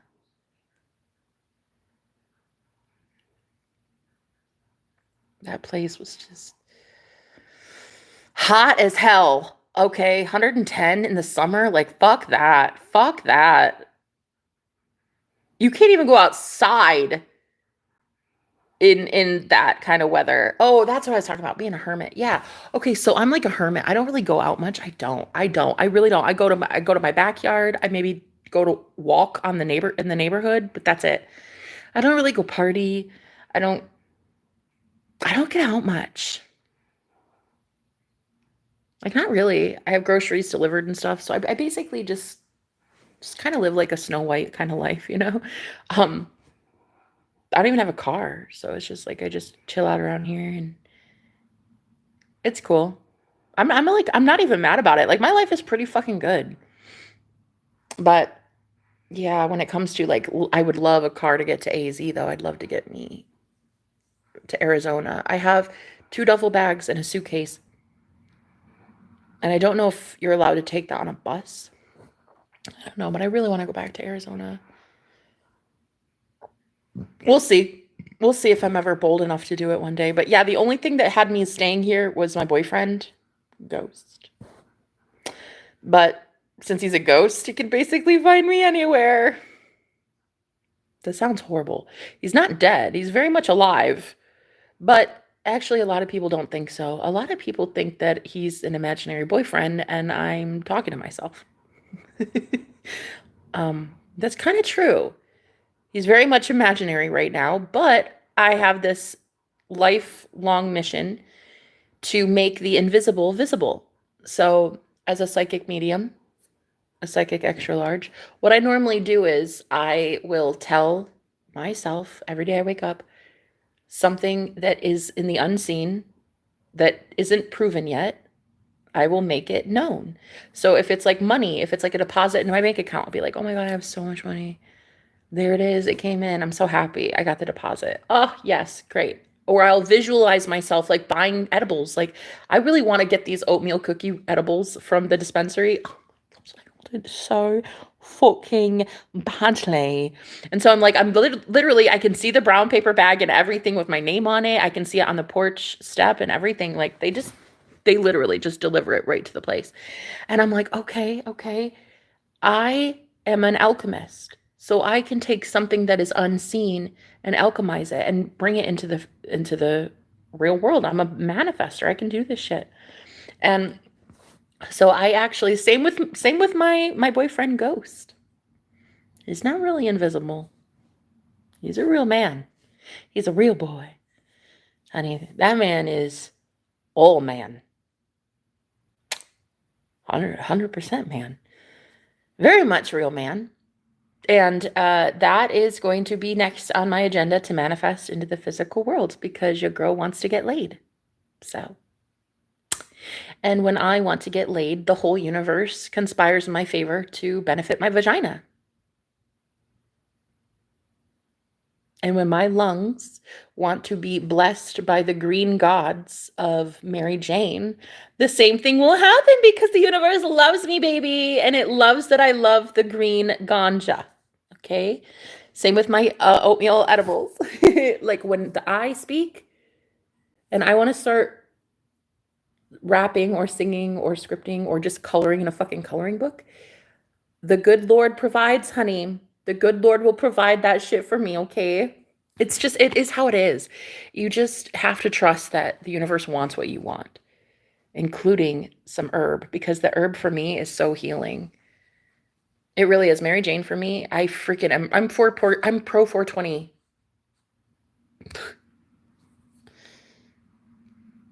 I'm so pro 420 that 420 is pro me. You know what I mean? So yeah, everything that is invisible, everybody thinks that I'm talking out my ass when I'm like talking about a guy that's this magical, mystical, sexy being that is just, his sex is so good that he literally has me singing during sex. People think I'm insane in the membrane, but that shit happened, honey. That is real. That happened to me. It is real. So, but yeah, no, a lot of haters tell me I have an invisible boyfriend and I'm just out here promoting bullshit. No, I'm serious. Trolls come on my channel and they say like, can't believe you guys believe this bitch. She's got an invisible boyfriend. She just never got laid a day in her life. No, so serious. Serious. People say that about me. It's funny. I think it's funny. It's cool. I kind of like that they think that though. In a way, I'm not even mad. No. I'm not even mad. I kind of think it's fucking hysterical. Like when you guys, when you're out there being made fun of in such a funny way, like it's so, just like let them be angry anymore. Let them call you a devil. Let them call you a demon. Let them call you like a Jezebel spirit. Like you guys know who you are.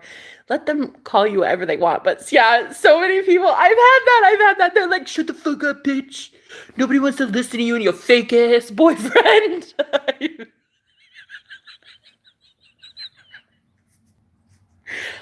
People say that to me.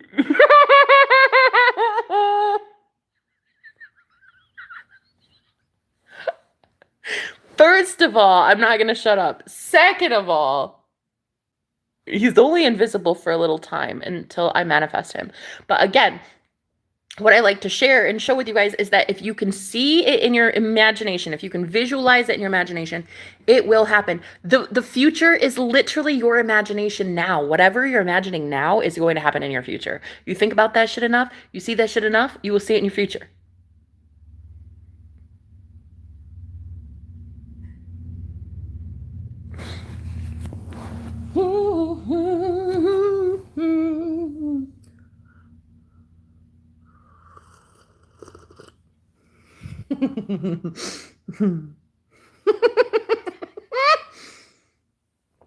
I fucking love it, guys. I love it.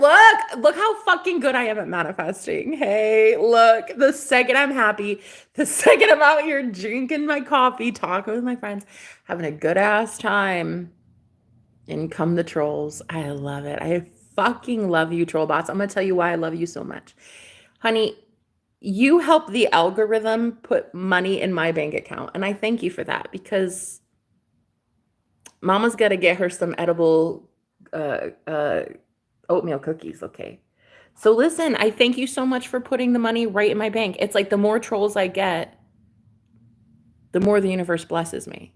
So You gotta love it, guys. Let anybody say their shit they want to say.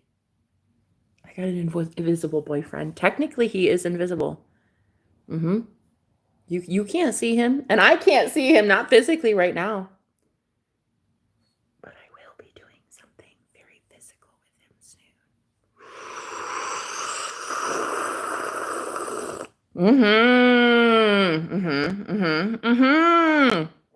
Because I say so. Because I say so. I get to have whatever I want. I think I want him. I'd like his edible. Do you know what I mean? Do you know what I mean? Oh, I like that. I'd like to smoke his THC. Do you know what I mean? Ooh. Like, I just totally would. I would love to have his edible. I think I need to tell the universe what I'd like for my birthday. My birthday was a month ago, but I'm going to make another one today.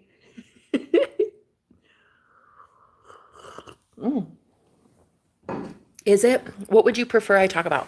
Your mom? Let's talk about your mom.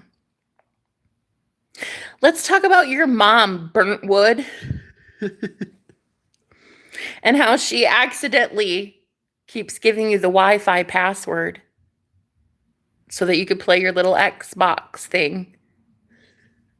She keeps giving it back to you when she is not wanting to. She told me, she's like, he won't leave my basement. All I really want is for him to fucking leave my basement, and he won't. And I don't know why the fuck I keep doing it, Jenna, but I give that man the Wi-Fi password. I feel like a horrible mother. I feel like I raised a horrible loser. And I am just ashamed. Can I use my free speech to talk about your mom? I'm British, you don't know her. Is that right? I don't know. This is her too. She says, I fucking wish he'd leave my flat, but he won't. He won't leave. It's like, it's embarrassing, but I don't tell anybody. He's 22 years old, and he still wets the bed. But I can't tell anybody that. Like, I'm not allowed to. It's like we have to keep it a secret. It's a family secret. But what I'd like to tell you, Jenna, is that he still does sometimes wee the bed. And I don't know what else to do. I mean, I've tried everything, like the mattress protectors. I've tried like therapy, hypnosis. I've tried everything. But Burnt Wood, he just unfortunately likes to burn my bed with his wee. And I don't know what else to do. So, can I use my free speech to talk about your wee accidents? Can I? Can I? Look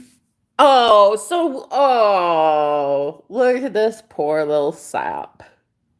He's missing the point entirely.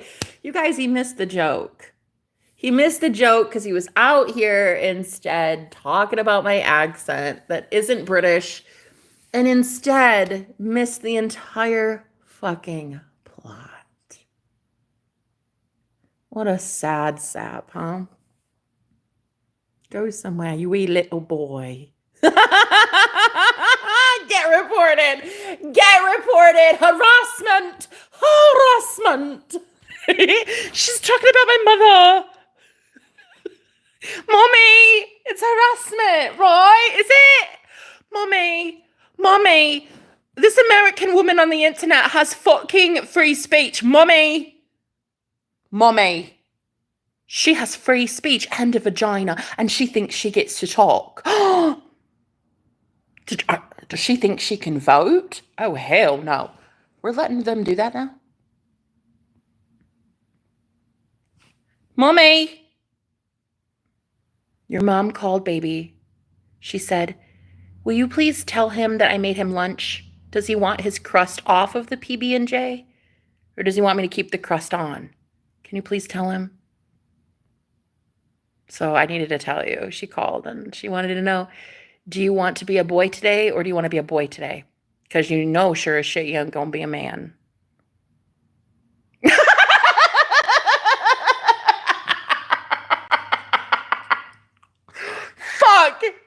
fuck? I'm having too much fun. Burnt Wood, who are you? Thank you for entering my life. God damn, this is fun.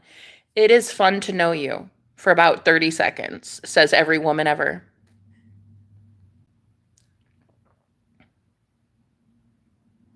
Hopefully that wood don't get you too burnt, honey. Anyway, moving right along, because I got shit to do today. Like, talk about anything but you and your mamas. Okay. Have a good one, Burnt Wood. Take care. Take care. I'm going to go work on my British fitness, okay? I'm going to go work on how to school you with the real British accent and never even step foot on British soil, because the red coats are not coming. They always finish last. Too soon? Is it too soon? We don't have PB&J. What? Wrong sandwich. Do you want a knuckle sandwich instead? Just to give you a fucking knuckle sandwich! Is that what you want, you fucking Ted? Why are you on my channel? Get the fuck out of here. Go put some seasoning on your food. You know, actually, Americans, we only know you as like we really only know that Britain doesn't have seasoning in food. That's it. That's is that a real thing? Because we've been told that. We've been told that you guys don't know what seasoning is, which is really sad because we don't know what seasoning is.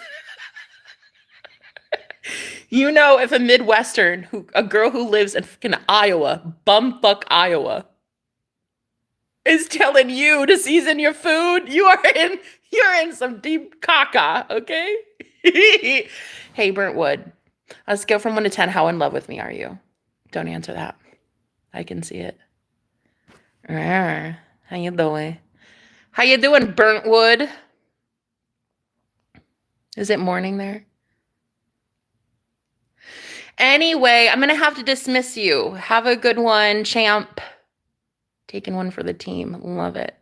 Have a great day, sir. Thank you for never showing up here again. Oh, but I'm pretty sure what you'll do, because I'm a seer, I'm a psychic, I can see some things. You know what I mean? What I'm going to do is I'm going to boot you out of the chat, and then you're going to go start another account, and you're going to come back in 5 minutes. You're going to try it all over again. And we're going to play a little game.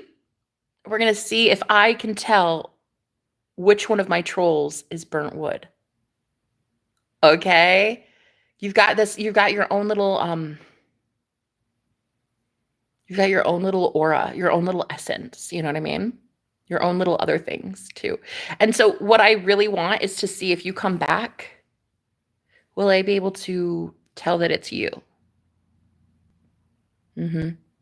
I like this game. I'm very good. It's going to help me with my psychic abilities. So I'm going to boot you. You're going to go start another account, and then you're going to come back, and I'm going to try to figure out which one is you, okay? Okay. Man-child, you mean? No, I didn't mean man-child. I said boy. Ain't no man happening there. Sorry. No, I didn't say man-child for a reason. I said boy. So anyway, gonna boot you right out of here. Thank you so much. Have a good one, or not. I don't care what you have. It's not my day. It's your day. You go have a you day. I'm gonna go have a me day, and my day is going to be amazing.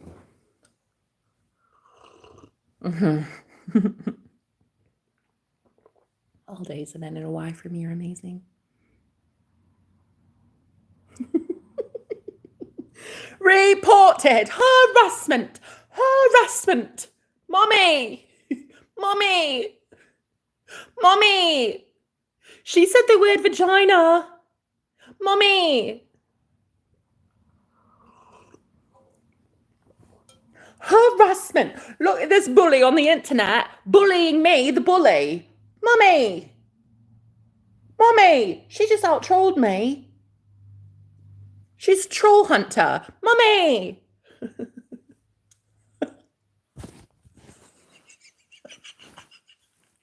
Go somewhere, Burnt Wood. Hope your wood ain't too burnt, buddy. Anyway, you're not wanted. I don't know what else to tell you. Your mom's been trying and bribing all of her friends and family to take you off her hands for a minute, honey. It is not the first time you have been hearing that you are unwanted. Sorry. I'm just the one that's going to tell you as a complete stranger across the sea. Okay? Because, boy, I ain't your mommy. I ain't your mama. And your mama don't want you, and neither does this girl. Okay? Because, boy, I ain't your mama. You're not wanted. And there it is. That is my freedom of speech. Thank you, America. Thank you, Founding Fathers. Thank you, the Constitution.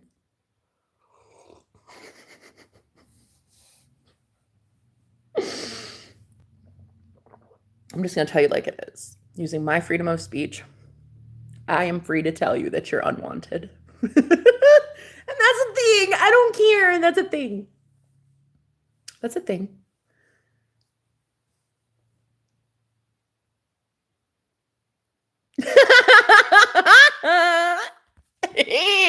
I can't help it, bro. I can't help being like this. It's a chronic disease being me because I can't stop. It's like when I see somebody and I'm like, I got you in my sights. I'm not letting up.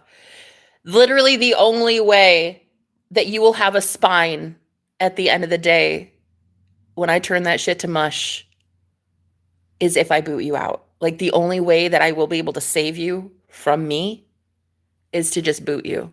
Like I'm doing you a favor. Trust me. Trust me. You're easy prey. Just go, shoo, fly, shoo. Don't fucking start something you don't want me to finish. You know what I mean? That's all I gotta say. But yeah, I know I'm okay. I'm better than okay. I'm always okay because I handle things like that with a lot of grace and mercy and poise. Just kidding. I go straight for the jugular.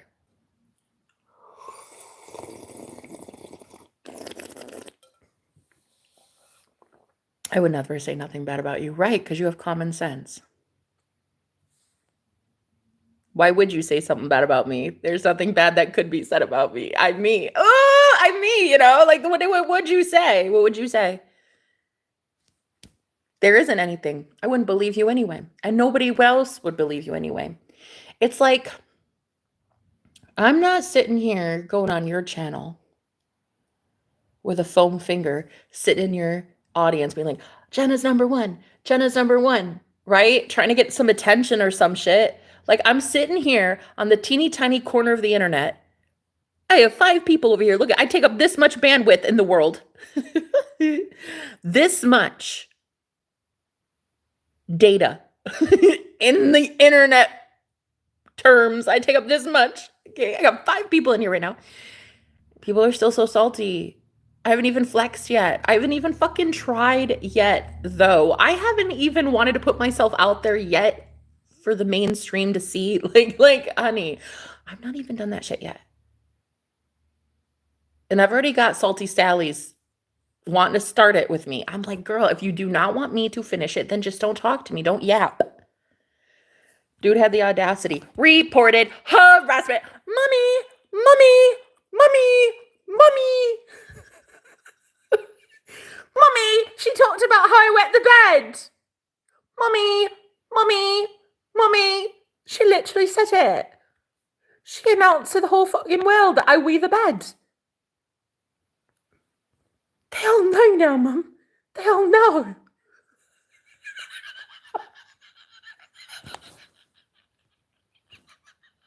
Like, don't fucking come here, start some shit, and then not expect me to finish it. Like, go somewhere.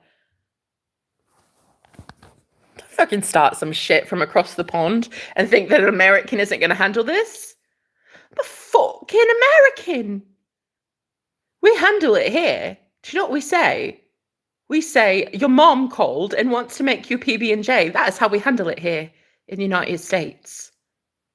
The land of the free and the home of the brave. Yeah? We talk about your wee accidents. Go somewhere. Like back to across the pond. I don't care. I don't care where you go. Report it. Mummy, mummy, mummy, mummy. She made fun. She talked about my wee accident. She talked about it in front of everybody. Everybody knows now. It's a thing. I'm still very glued to her though, and I'm gonna stay subscribed because why not? She's lovely. But like, can you believe it? Can you believe what she did? She told me that you wanted me out of the basement. Is that true? Mummy, is that true? Are you gonna stop cutting my meat for me too? What? Mummy? But she's nice, right? I should subscribe. I stayed subscribed, yeah. She's like my favorite. She's like my girlfriend now. Mummy! Do you still love me?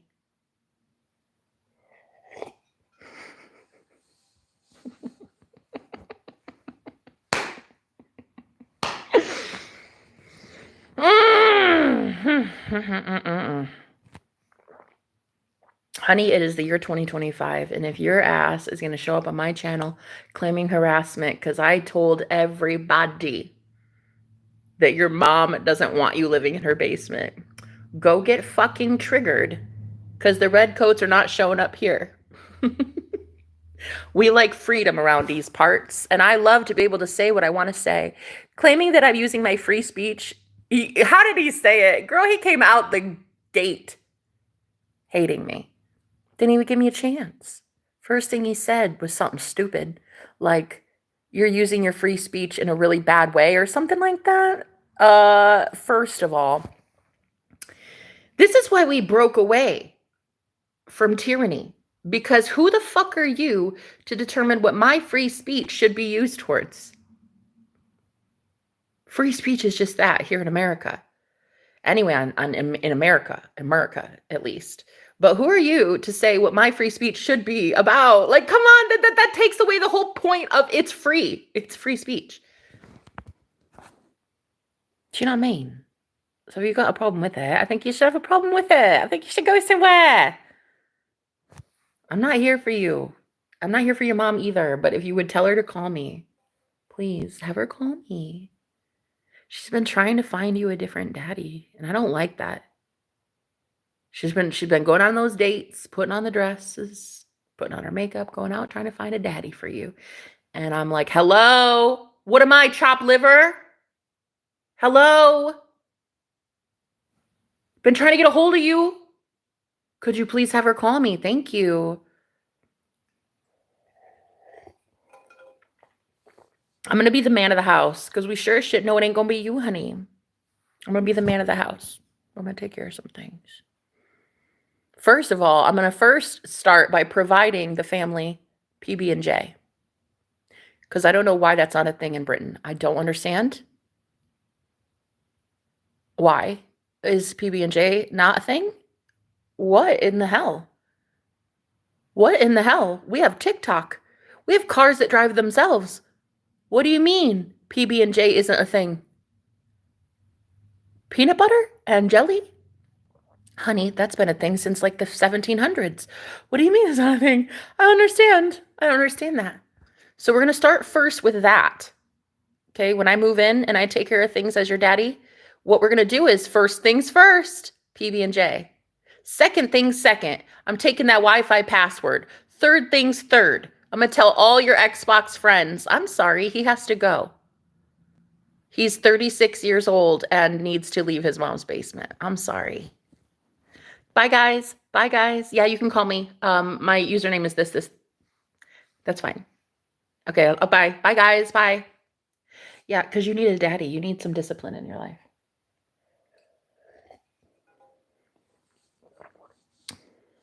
Millennial, you're chopped. Chopped what? Chopped wood. Look. No, I found burnt wood. Ooh. Oh my God, I found him. You know how I know? He spelled your wrong, which is so something he would do. Oh, he wrote the wrong your. Oh my God, that's it. I found him. I booted him. He literally came back. From the dead. I told you he would. I told you. I said we're going to play this game We're going to play a game. If I boot your ass and you go start another account and you come back again in a few minutes, can I please find the troll? And I found him, girl. I found him. See, I'm a seer. I see things. Giggle wiggle. Yo, there it is. See, hey, how you doing? You'll be doing a lot better when I introduce you to peanut butter and jelly and also socialization. Mommy, mommy, mommy. The lady with the vagina, she said the word vagina. She also said women can vote. Mommy, mommy, is that true? Do they let women do that over there? Mommy, she said she gets to drive as well. Is that a thing? Whoa. Cheers to burnt wood, without which my day would have been a lot less fun.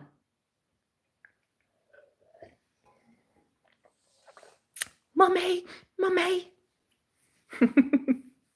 Reported. How did he say it? Harassment. Like, fuck you, troll. Harassment. Okay. Whatever. Literally not harassment. It's literally me just telling you, get the fuck out your mom's basement.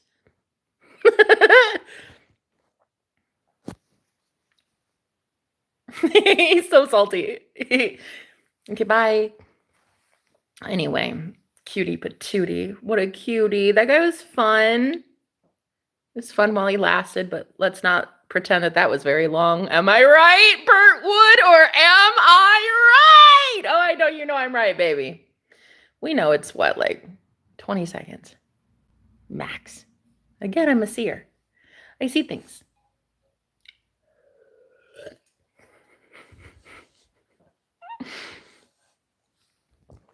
Alton loves his diamonds and boas and the bling. Great. Love that for you. I don't care. Hey, Jenna. Hi, Russell. How you doing?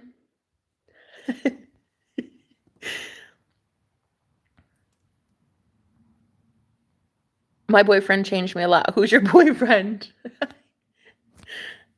Good morning. Your channel came across my page. Hi. My life, my way. Oh, I love that. Listen, I got to tell you, it's given manifestation because I have this saying. It's like this. It's basically my matrix, my rules.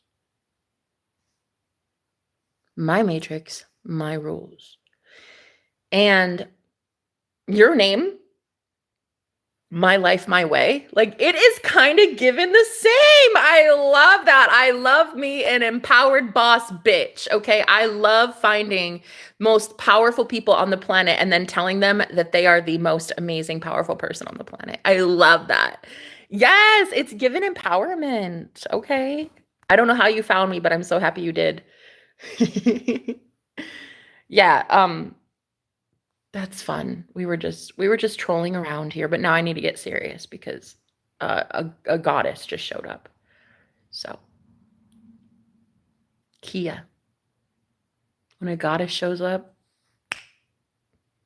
you stop playing around and you fucking focus.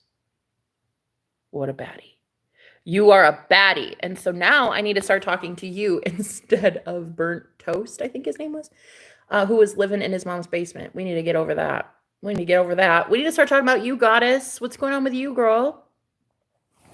Your life, your rules. Or something. What is it? Your life, your way. Okay, I love that. My life, my way. So tell me, how long have you been in the manifestation game and not telling anybody that you're in the manifestation game?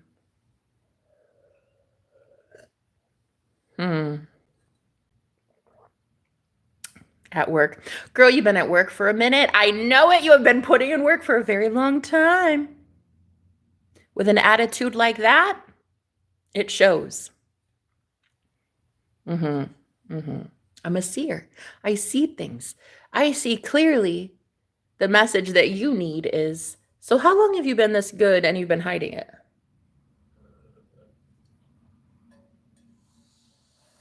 Hmm.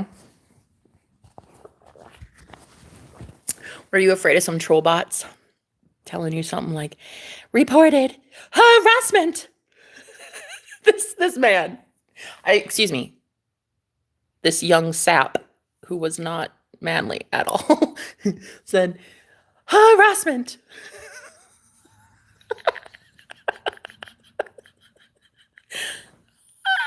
Yeah. Doth he protest too much? Well, he definitely does not protest for free speech. That's for sure. But he lives in Britain, so it's like, what are you going to do? He's British. So, anyway, but America, see, we have a thing called a constitution here. Or at least I think we do. I don't know, though. They say it's like a piece of paper, but I hope it's a lot deeper than that because if it's not, we're all fucked. If it's just a piece of paper, and that's the only thing holding our rights as a country, as a people, as a free world, okay, then we're all fucked and not the good way. You know what I mean? So I'm hoping that that paper is really a paper in our heart. Because if it's a fucking paper in Washington, D.C., we're all fucked. Okay? So I hope it's deeply intrinsically at a core soul level in our blood DNA. That's what I hope. I mean, I don't know. But it's given 1776. So let's hope that we all got that shit through our thick skull. Let's hope for the last what is that? 300 years something. Let's hope that when we read the founding fathers memos that we really really fucking listened, you know, when we read like 1, 2, 3, 4, all of those, we thought, oh, that makes sense. Free speech, hell yeah, that makes sense. We should have that. It is an unalienable right. It is given to us by the Most High God. It is given to us by sovereignty itself. It is given to us by our own soul's sovereignty. That's why I love America. And I'm going to tell you why I love America. I love me some America because we are truly the land of the free and the home of the brave. Really, really, really. We are not, as a 350 million person populace, we are not defined by one leader. We, the heartbeat of this country, the real ones, are the ones that know the Constitution. The real ones are the ones that are like, yeah, we've gone our whole life being free. Like the fuck, we're gonna bend the knee to tyranny now? I don't think so. Like, nah. My ancestors didn't die for this shit. Either invaders outside of us or within. Either domestic or what is the other word for outside there? It's domestic or foreign. If there is an attack on us as a people, I hope that the real ones, the real warriors, the real patriots are the ones out here using their free speech to say some shit about it. What are you gonna do? Kill me? What do you do? Imprison me? What are you gonna do? No, really. What the fuck are you gonna do about it? I work for somebody far higher than you, U.S. government. I work a lot. I work for somebody I work for somebody who pays your bills. Yeah, no, I mean that. So what are you gonna do about it? Ooh, so scared, so scared. What are you gonna do about it? Put me in a jail cell? My mind's already free from a jail cell. My mind's already free. I was already in prison for a really long time. I was already in the dark night of the soul. I was already in a spiritual prison for a very long time. I'm 36 years old, and I was in a spiritual prison for 36 years. And before that, maybe 36 lifetimes. So what are you going to do exactly? Strap me to a chair? Put me in a jail cell? Okay. Ooh, let's do it, babe. Let's see how fast I can get out of that. My mind's already free. I'm already free from this matrix. I already live outside of it. I already live outside of the norms. I already live outside of the system itself. So, like, what can anybody do? You know? And this is true freedom. When you have that true freedom, you're never going to want to go back into a cage. I don't give a shit if it's foreign or domestic. Whatever threat comes at you, you're going to be like, I don't think so. Hold my beer. Let me just handle this with my mind. Hold my beer.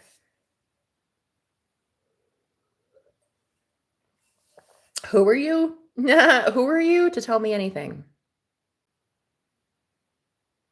You will be promoting free speech. You will be promoting sovereignty. You will be promoting free will. You will be as a government promoting independence for everyone on the planet, not just Americans, for every soul.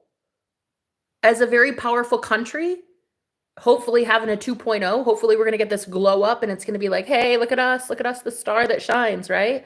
If we are once again a productive and fruitful country, best believe that the good Lord above would have brought that shit back from the dead. And I'm telling you right now, America, that you better understand as the big brother to every other country in the freaking world, that you will be promoting boundaries. You will be promoting free will, sovereignty, freedom, free speech for all, not just us. It wasn't just an American trait. It was supposed to be for everybody. It's supposed to be for everybody.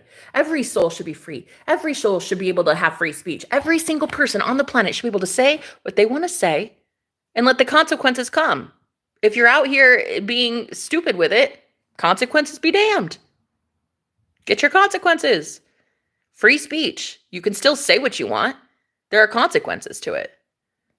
Thankfully for me, my consequences are I'm a baddie.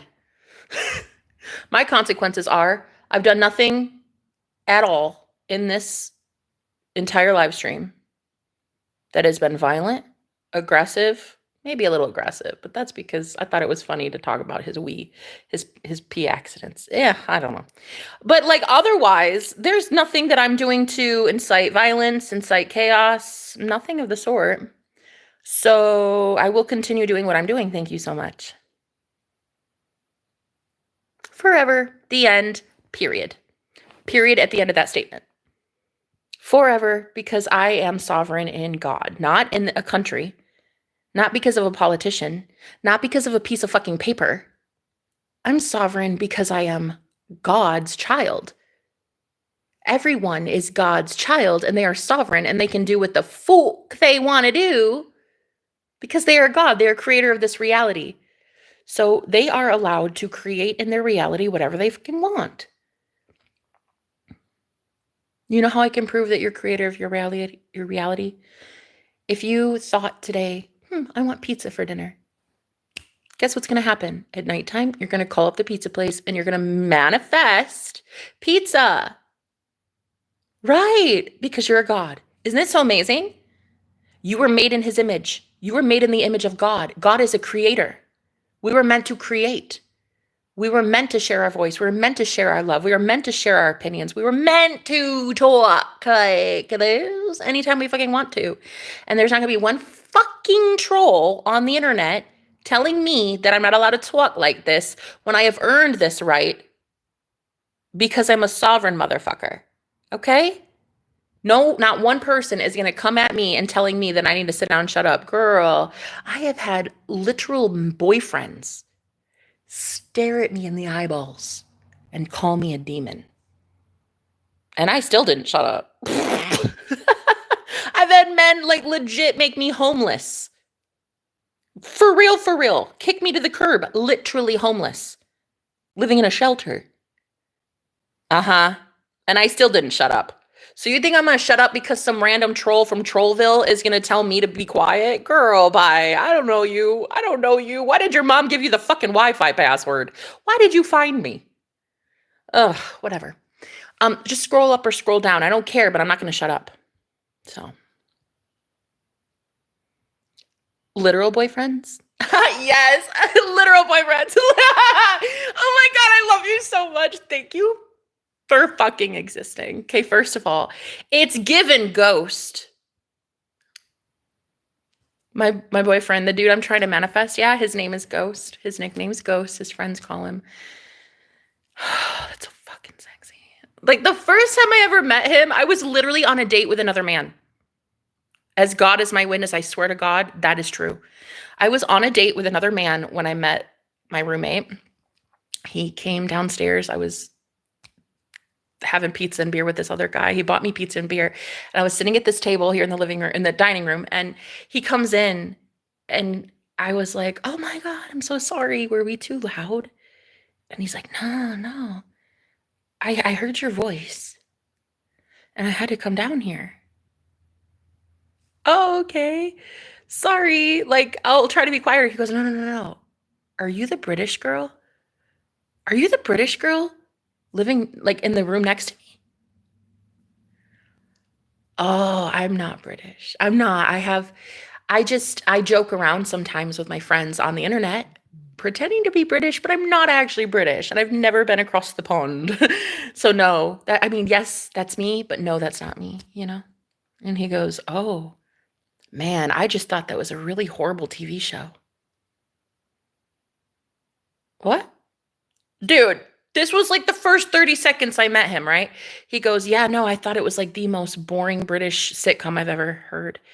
I went to go to the bathroom and I heard you through the door and I thought that it was a TV show." And I was like, "Damn, this plot is stupid."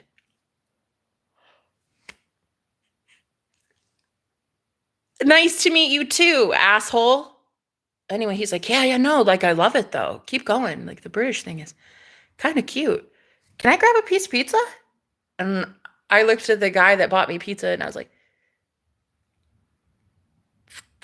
"Yeah, sure, pizza and beer." Okay, because who doesn't love being insulted the first 5 seconds you meet a guy, right? Yeah. "Yeah, yeah, sit down." So the guy goes, "Sure, sure, no, for real. Pizza and beer, the more the merrier." So he sits down, room 5. Okay, he sits down, shakes my hand, and I'm like, "Room 5? We don't have a room 5." I looked at the pizza guy, and said, "Nah, we don't have a room 5, do we?"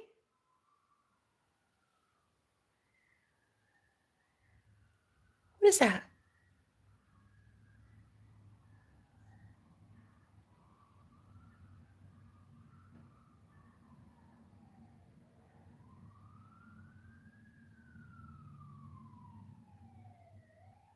Look at my matrix. I heard screaming. It's a siren, and then I heard screaming. Oh, it's a dog howling. It's like a little chihuahua. Cute. Okay, anyway, back to my story. So here he was. He shook my hand and he was like, "Okay, so I just thought, yeah, your show or your like that British show." I was like, "God, that is a boring ass plot. I don't even understand it." Yeah, I'm thinking to myself, "Yeah, honey, most British shows you don't understand really, but it's okay. It's okay." And then he was eating some pizza and he goes, "So like did you just move in?" And he was trying to get to know us because room 5 didn't exist. At least I didn't think it did. So I told pizza guy, I said, "Look, we don't have a room 5 here. I had just moved in a couple days before and that's why we were having the pizza and beer because this guy wanted to get to know me. There was this really cute guy that was here and he is so cool. He's still my friend. Like this dude is such an awesome guy. He's still my friend even though he doesn't live here. He hasn't lived here in months, but he yeah, he literally asked me on a date, pizza and beer, and I said, um, "We don't have a room 5. What are you talking about? Do you live in the fucking attic? Like, we don't have a room 5, sir." And the other guy was like, "Yeah, we don't have a room 5, do we? There's not a room 5 here." And then he's like, "Yeah, no, that room right there." And he like helped us point it out, and I was like, "Oh my God, we do have a room 5." And I think what this is because my that guy is so spiritual. He's so oh my God, when I talk about him, girl, I get hot and oh, whoa. Oh, I get hot and flustered when I talk about this man. Don't make me talk about my man because if I talk about my man, things get really heated and really swassy. Okay. And I start feeling some things in my sacral chakra. I think that he's so spiritual that he cloaked his room. That's why we couldn't see his room. Anyway, okay, so then he's sitting at the table, right? And the chemistry, girl, the sparks between that guy and I. Here I am on a date with another man, and then this other dude shows up, and the chemistry with he and I is just like, girl, it's fucking electric. It was like, I wanted to ask him so many questions. Like, first of all, I wanted to ask, why the fuck are you listening in my room? Like, why are you listening in on my conversation? He was hearing the British Jenna. Like, I have a party trick. I don't like this sometimes. It's very nice. I love it. Personally, it's my favorite, but it's just once in a while. I don't know. I later learned that I can do it like when I'm just having fun. It's an alter personality of mine. It's whatever. But anyway, he sat at the table and he could not take his eyes off me.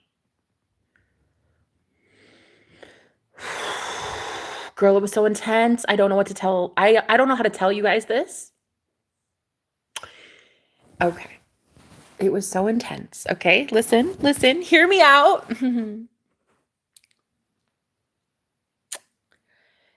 Oh, the way he would not stop looking at me, girl. I swear it was like, ah! You know, when you see a guy looking at you, but he like turns away real quick so that, like it doesn't, you know, creep you out. Well, I would sometimes catch him and his eyes would just be like, oh, it was the fucking sexiest thing ever. It was like, oh, I would just like, I would catch his eyes every once in a while. And it was just, oh man. And then he would like talk to the guy, right? And then he'd look at me, and then he'd talk to the guy, and then he'd look at me, and then he'd talk to the guy and look at me, and it's so fucking cute. I could not even, girl, the chemistry was off the fucking chart, okay? So not even 5 minutes into it, and you won't believe what happened. Mr. Pizza and Beer, the guy that bought the pizza and beer, he legit gets up out of his seat, walks to the back door, goes out of the house and starts helping the neighbor shovel the driveway. I swear to God, I swear as God is my witness, may God strike me dead. That man got up, went outside to help the neighbor shovel the driveway during a pizza party, during a date, because the chemistry between me and this other guy was so intense that it made him uncomfortable. I don't know. It was so intense. It was like, oh God, it was intense. And so it literally just it was like two people manifesting each other. And the universe was like, yeah, these two need to meet. These two need to be on a date. Let's give them the pizza and beer. let's actually provide for them so they can have a date. Free of charge. Wow. It's kind of crazy. But anyway, so I sat at the table with this guy and we talked for like 30 minutes and it was insane. It was like we talked about angels, we talked about aliens, we talked about homelessness because we were both homeless. We talked about a whole bunch of things. COVID, we talked about 2019, we talked about just everything. It was really kind of insane in 30 minutes.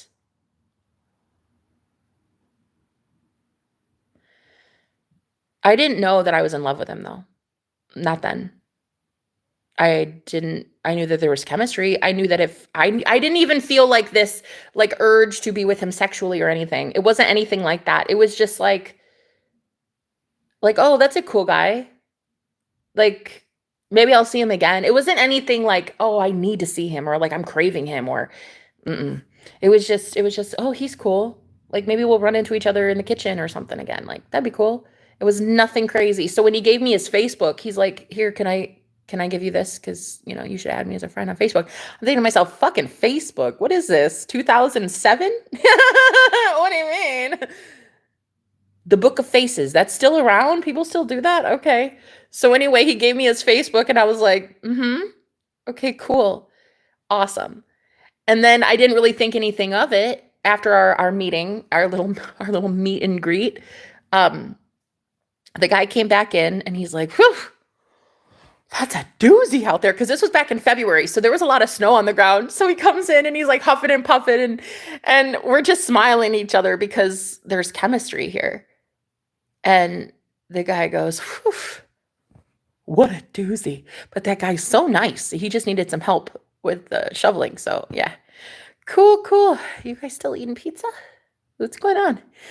And the guy, the my boyfriend, who turned into my boyfriend, he got up out of the he's like, all right, it was great meeting you.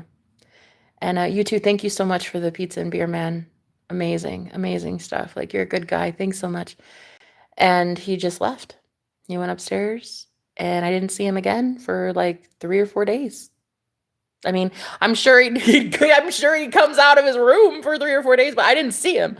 And so, because he worked nights, so I don't, we just, our paths didn't cross. And then one day I was on a live stream with some friends of mine. This was like maybe about 10 o'clock at night. And he goes, well, I was praying over this house because I was new here, and I knew I wanted to stay a while. So I had, I had booked this Airbnb for 2 weeks. And so I wanted to make sure it was a safe place because I have like 5 roommates, and at any given time there are like 4 or 5 men living here. And at that time there were two, three, four men here. And I wanted to pray over the house. So I got my girlfriends together all in one live stream, and we talked and we prayed, and I was literally in the middle of a prayer blessing this house. I shit you not, girl, this is insane. Listen to this story, it's so crazy. I was legit praying over this house that it is kept safe for me. When he opens his door at 10 o'clock at night, he opens his door and he comes downstairs and he stands right there, right fucking there in front of the TV. And he goes, hey, I hadn't even said the word amen yet. I was still in the middle of the prayer. And he goes, hey, hi. Sorry, we're just in the middle of something. Amen. Okay, hello. Hello again. And he's like, so how's it going? And I'm like, pretty good. I'm just kind of busy right now with my friends, but like, I'm okay. I'm okay. Thank you. I hope you have a great night. And I was kind of just trying to dismiss him, like, get him out of my hair. Like, go away. Yeah, I'm busy, dude. So anyway, he goes into the kitchen. He grabs a burrito, and in one hand he has a burrito, and in the other hand he has a red Solo cup. And he comes into the living room again, and he just stops and stares. He just stands legit right there and just stares at me.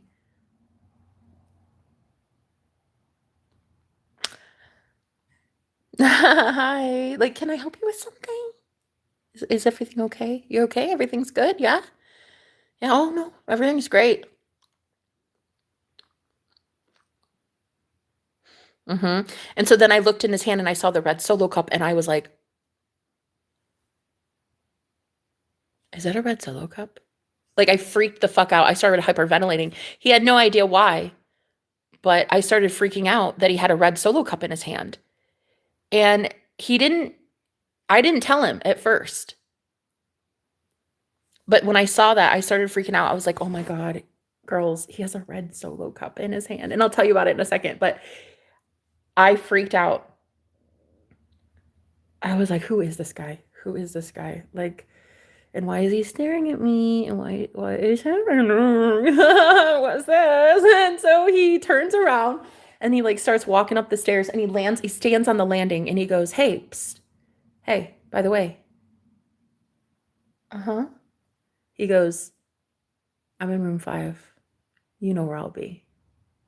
And then he turns around and he walks upstairs. He goes into his room. Girl, if everybody in that chat did not get wet panties from that statement alone, every last one of us. I was like, excuse me, did he just come on to me? Everybody was like, girl, I swear to everything, if you do not go sleep with that guy. One of my friends was like, I will not be your friend anymore. She was like, girl, I will not be your friend anymore if you don't go into room 5. So then, okay, I went into room 5. I did. I knocked on the door. I told my friends goodbye. I said, all right, girls, I'm fine. He's sexy as hell. Like, I'm okay. the chemistry is there. There is something there. So I'll do it. I was not wanting a commitment. I did not want a connection. I was just literally getting over a guy from the past. Like I did not need a commitment. I just wanted maybe to have fun as a single woman. That is it. So I went upstairs, I brushed my teeth real quick, and I looked myself in the mirror and I was like, you got this, bitch. You got this. Look at you, you fierce mama. Look at you. Look at you, you bad bitch. Of course you got it. Of course you got it. And so as I'm like brushing my teeth, I'm like, yeah, that's right.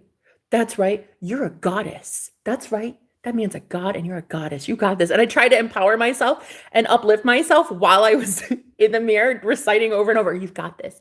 You've got this. Yeah. You've got this, baby. In the bag. He wants you. He wants you. Look at you looking thick, mamas. I did everything I could, girl, to pump myself up because I was so nervous because here's this guy like super, super sexy. Okay. And that confidence. Ooh, you can feel it. You can feel that confidence on this one. So I was like, girl, you have to like, you got to know your shit. You got to know you're that baddie. So I looked at myself and I was like, you got this. You got this, bitch. Of course he wants you. Who wouldn't? Duh. Who wouldn't? Duh. So then I go into room 5. I go to knock on the door and like looking down the hallway on either side, like, please, please, please, God, do not let my other roommates see me right now. I was like, this would be so embarrassing if other people were to see me. So I'm knocking on the door. Hello, housekeeping. That's what he said. Housekeeping. Hurry up, please. Let's go. And so he opens the door.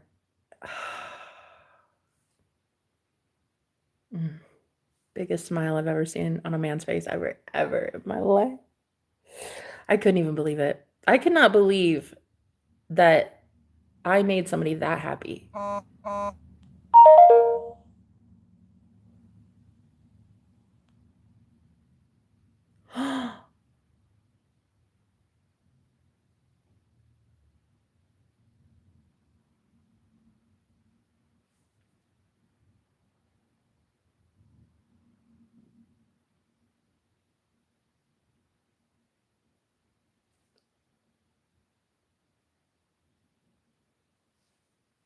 What the hell?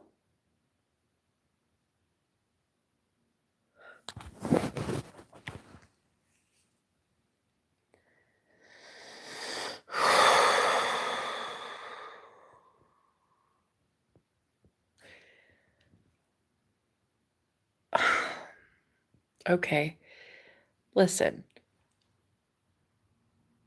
As I'm telling you this story,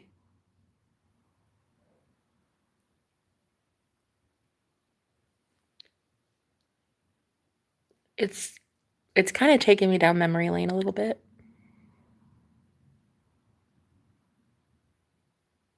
Just remember seeing him so happy. It kind of just changed my energy a little bit. Like the second I saw him smiling in my mind's eye, like as I talked about this memory,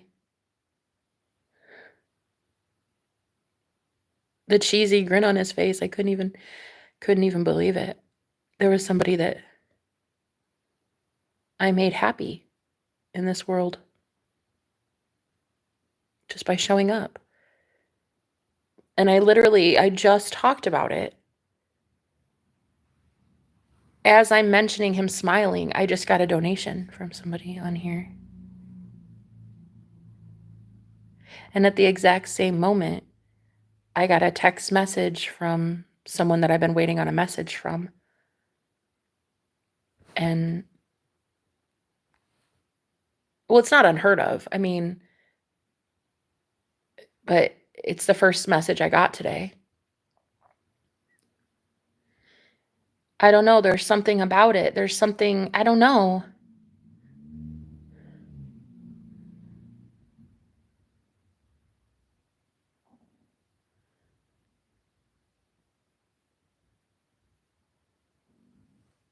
What is that?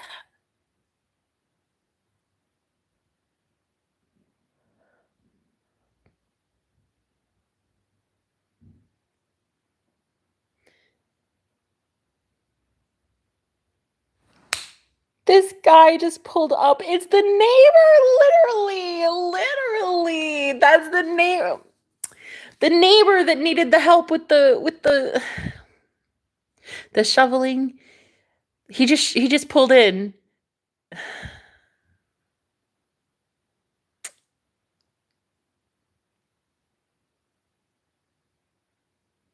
Weirdest thing. I'm gonna tell you something, and it's gonna sound really kind of crazy, okay? It really is, and it's gonna be a lot. This is why I believe in magic, because sometimes I feel like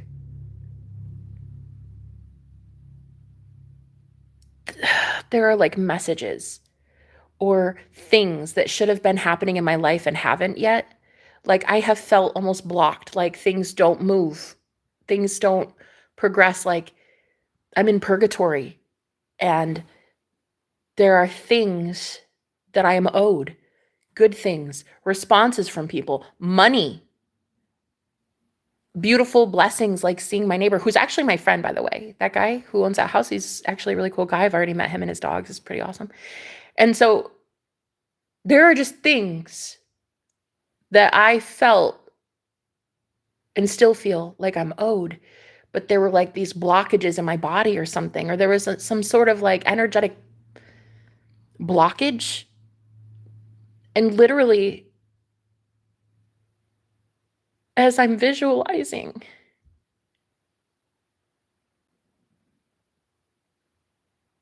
I'm seeing him smile, and it's like all of a sudden, everything just kind of all at once in 1 second, just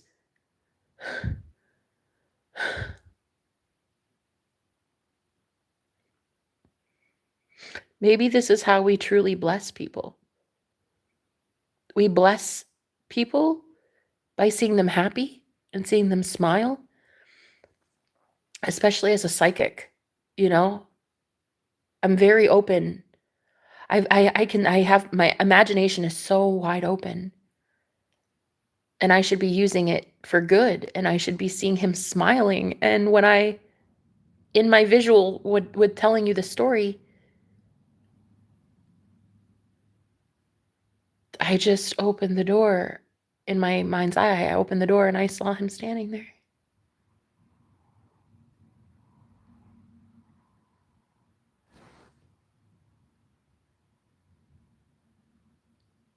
And at that very moment, when I told you the story, that's when everything just like got unblocked.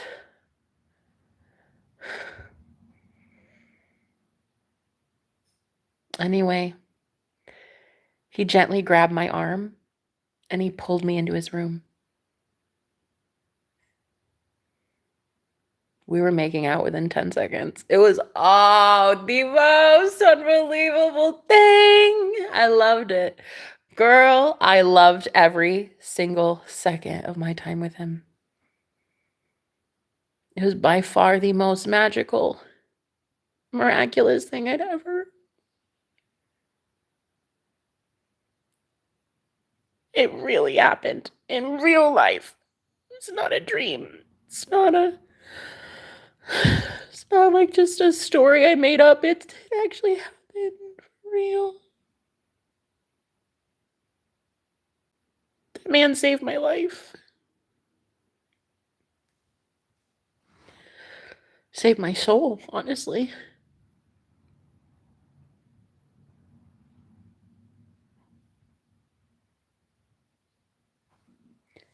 Then things got really chaotic, though. He was only able to stay for like 3 days because the travel to work was too expensive. So he got a place closer to work, and we didn't get to stay together. We only hooked up 2 nights, I think it was. And that was it.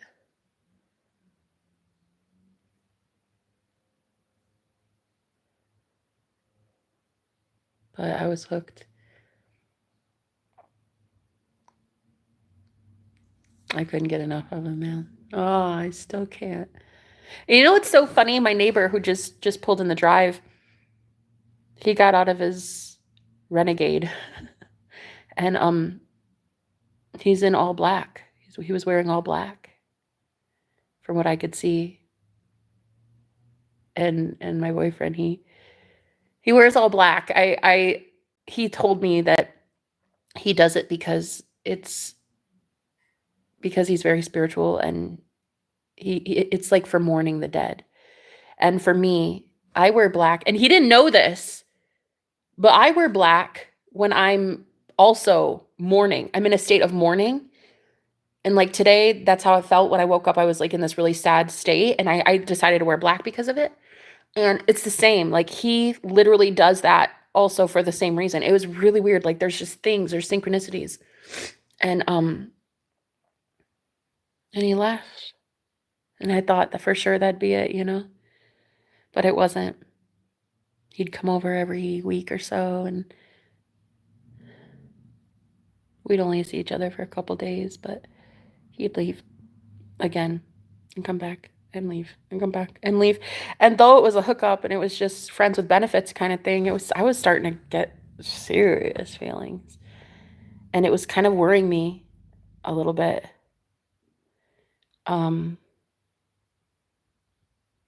That I had these feelings, and I had convinced myself that this is a type of man that will never catch feelings.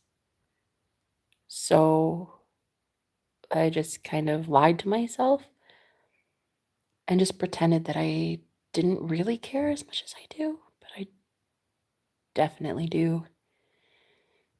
And anyway, I started pushing him away a little bit,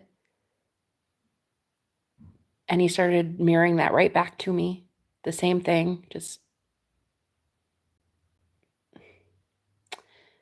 before you knew it, he showed up on my birthday.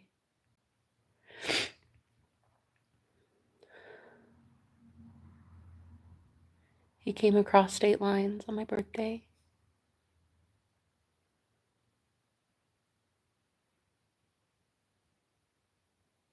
To love me.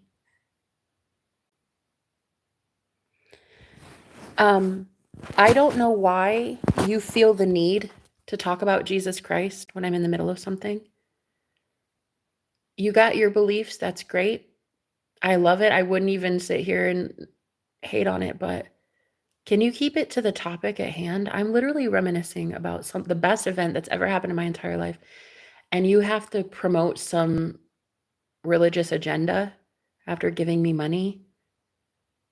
Like, hey, why are you crying? Why can't you just fucking listen to the story?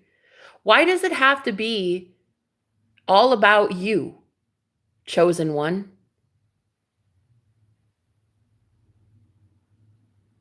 Do you normally give people money so that you can assert yourself and your dominance over them or whatever they're going through? I'm just curious. Do you normally push your way into people's life or live stream by donating money or something? Like to be completely real, I don't care about your dollar bills. I think it's great. Thank you. I love that. I don't really care. I'm not here for your money. I don't care. Why are you trying to distract others with your agenda? Go somewhere. I'm glad that you believe in Jesus Christ. Congratulations. I used to believe in Santa Claus. It doesn't mean, though, that you can just sit here and distract. Like, I'm literally telling you something about myself, and that's what you're going to listen to. Throwing money at somebody and being like, hey, you should listen to me because I give you money. No, the fuck, I shouldn't listen to you because you give me money. How about you go listen to the one that gave you that money? How about you go listen to the God that gave you that money and blesses you continually? Go listen to that one, okay? Listen, I'm not here for your dollars. I don't give a shit. If you can't keep it to the topic at hand, which right now we're listening to me talk about me, myself, and I, then you can go somewhere else. Go to a different channel and promote your Jesus Christ agenda.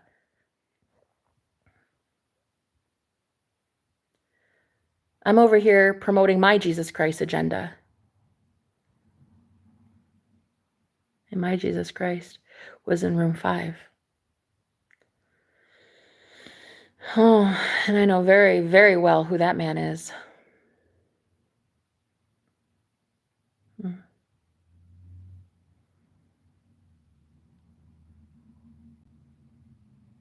So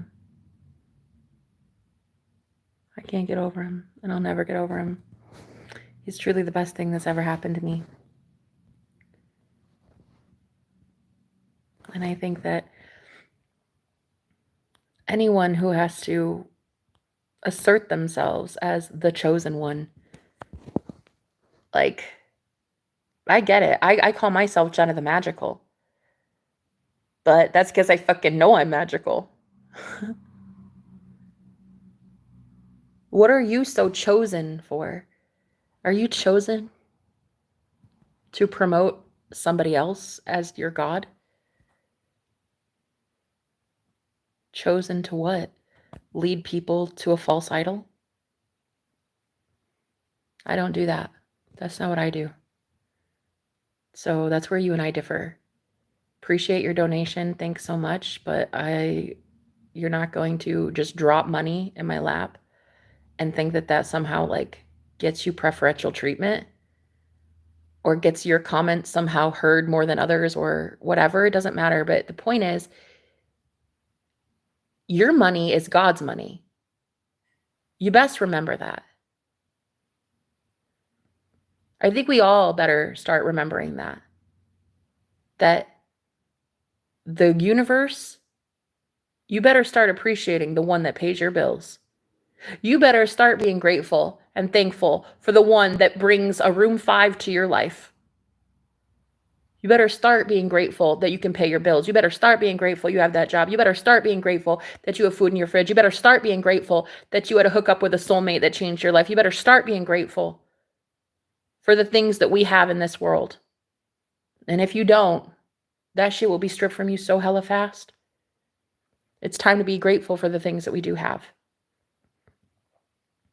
So as I'm sitting here telling you this story, either stick to the topic at hand or wait a while, wait until I'm done with my beautiful, gorgeous story where I tell you about a man who saved my soul. As you sit here talk about Jesus Christ, how about I tell you what Jesus Christ is like? How about you listen to me share the real true gospel of the real Christ that can save some lives, and you just not have to go anywhere else. You can stay here and listen to how Jesus really saved my soul. And you can listen to my testimony. You can listen to my gospel. You can listen to the gospel, the good news that the good Lord gave me. You can sit here and listen to that instead of have to put some dude's name that you don't know in my comment section. I get it. You believe in Jesus Christ. That's amazing. If you believed, you wouldn't have had to even say it. You would have just sat there and listened to the story of how Jesus saved my life. But since you didn't, I'm going to put you down for a second. I'm going to take a sip of my coffee and I'm going to go pee. I'm going to clear my head and I'm going to get back to it. I don't really need your money.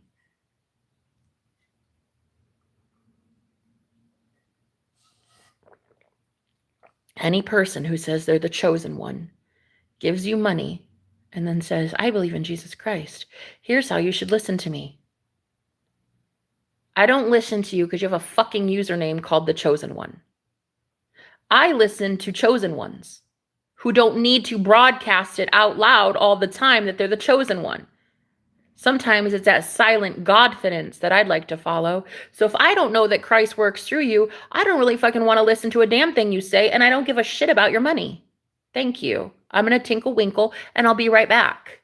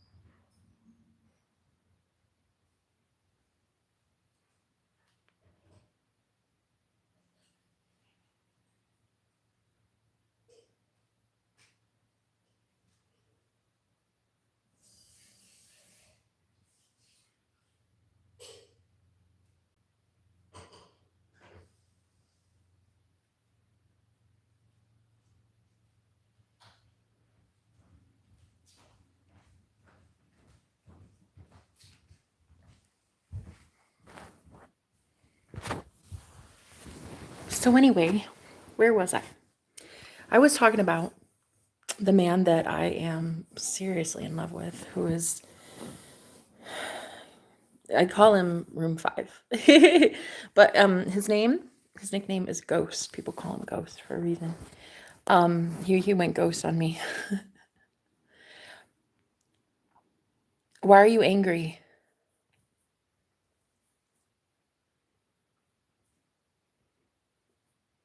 Did you really ask that question? You're not paying attention. Go fucking pay attention. I'll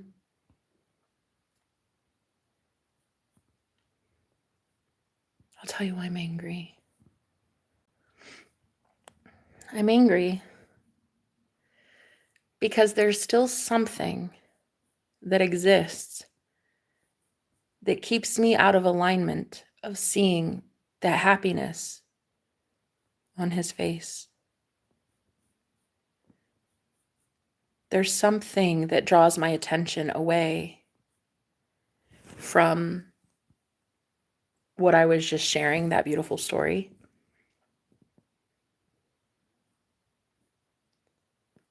There's something that like pulls me away.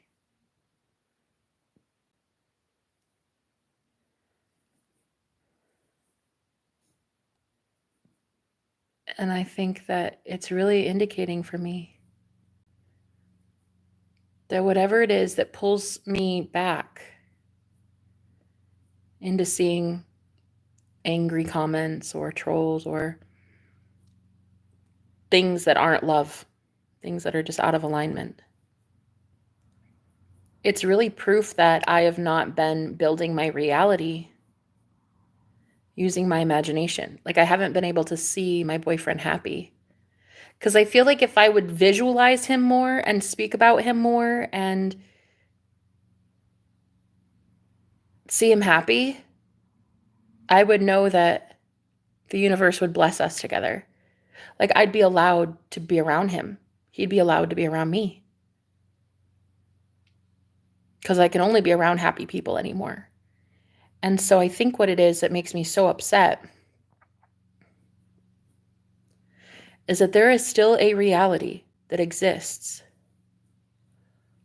where I am not happy, where I am being pulled into a matrix of someone else's reality or something. But it's not built from me, is it? Doesn't feel like it. It feels like in a given day, I spend a lot of time visualizing and speaking positivity, speaking life, speaking joy, saying things like, my boyfriend's so happy, he's healthy, he's full of life, he's free, he's wealthy, he's amazing, he's powerful, he's gifted, he's a shaman, he's healed, he's a healer, he's loved, he's favored, he's protected, so happy. He lives life so easy. He has such an easy life. Like there's all that I pour so many blessings into him. So the reason I'm angry right now is that the second I went to go share that story about the first night we were ever intimate together,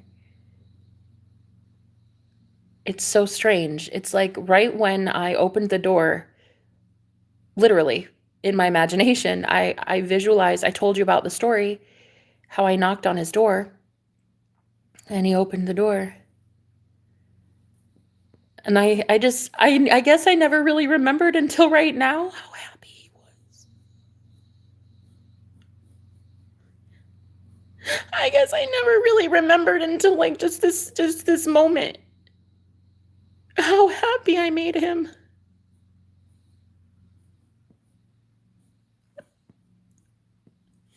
I'd had so many people since the time I met him. I'd had so many people tell me that we're not going to make it. We're kind of like an abomination. He's just a an abuser or a narcissist or a ghoster, and just it's angry people angry at themselves. They can't manifest a good man in their life. And they take that bitterness and that hatred and they project it on me because I can. Because I can manifest a good man in my life. And I've done it repeatedly. I'm still doing it. I'm still having dreams with that guy. He's still showing up in my dreams, loving me. He shows up in my meditation. We still text each other. So I think the thing is what makes me angry is that other people are angry. I think what makes me angry is that I was sharing a really amazing moment about a man who saved my soul. Our love saved my soul, not just him. I allowed it to be saved. I allowed our love to change me. I think what makes me angry is that while I was literally talking about the most beautiful, life-changing experience that I'd ever had as a woman,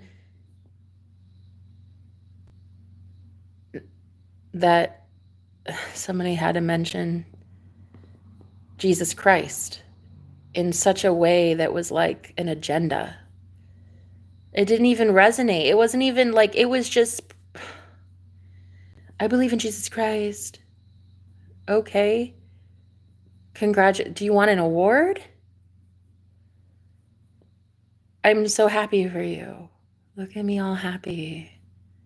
Hip hip hooray. Like, do you want me to give you a fucking piece of candy? Like, what do you want? I think what angers me the most is you'll literally be hearing a story about Jesus.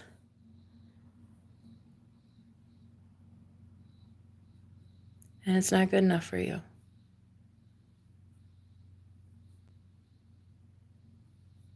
The irony. The fucking irony.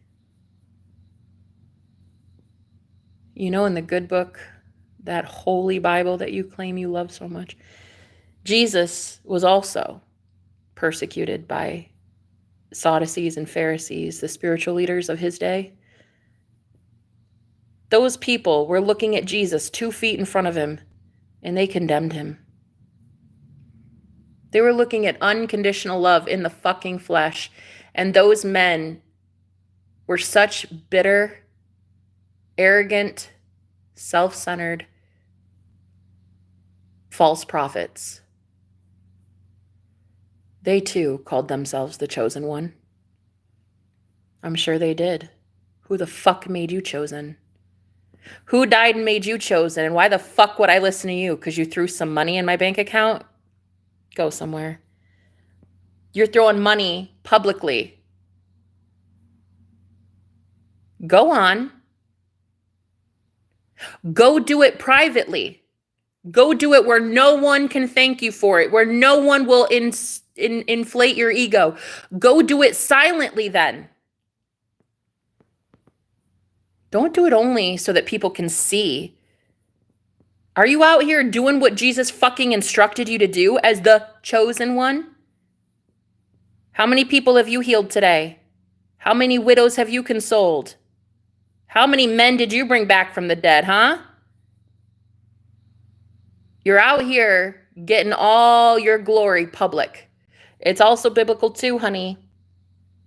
This shit I'm preaching at you right now from the good book. Listen. All those blessings that you do, you're doing it in public. Great, you've already got your reward. You just got your reward. Your reward is 9 people looking at you like you're the chosen one. Fucking congratulations. So yeah, why I'm angry. I'm going to tell you why I'm angry.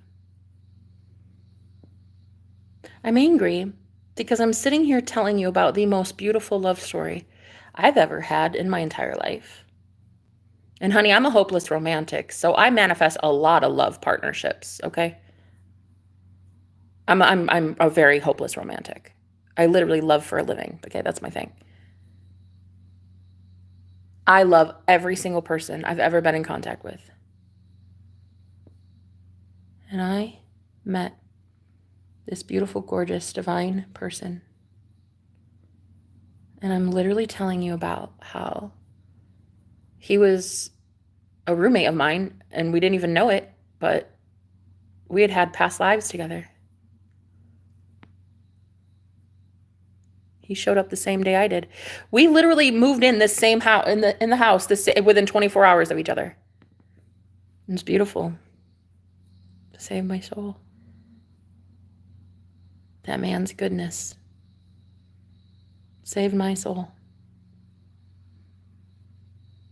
And here I am telling you about that story because it's just beautiful and I just want to tell you, and I just want to tell you my testimony. I just want to share with you my gospel, my good news. And the reason I'm angry is that there's still something that can distract me long enough to get me out of alignment. That instead of telling you the rest of that beautiful story, I had to somehow come down here into hell to tell some guy who claims to be chosen that the Jesus Christ he's promoting I do not resonate with at all. I don't know that guy. I don't know your Jesus Christ. That's not my God. Jesus Christ from the Bible? Yeah, no, I don't. I believe in him. I think he's great. I believe in him like I believe the tooth fairy. I believe that people believe the tooth fairy is real. I believe you think that that Jesus is real, but you've never seen proof of that Jesus. You know what I mean? I don't have his autograph.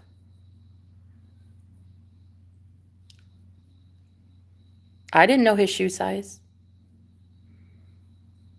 I don't even know the skin color. He's mummified 2,000 years ago. You don't even know that guy. You're going to tell me that you got to go worship a man named Jesus? I don't know him. Of course he's real. The tooth fairy is real too. To a lot of people. To a lot of people.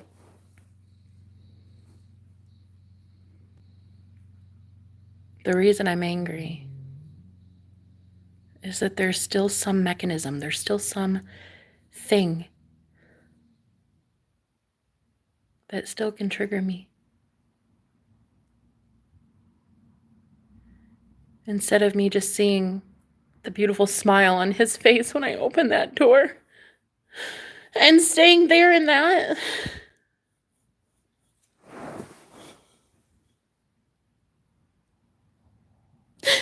I instead get booted back here.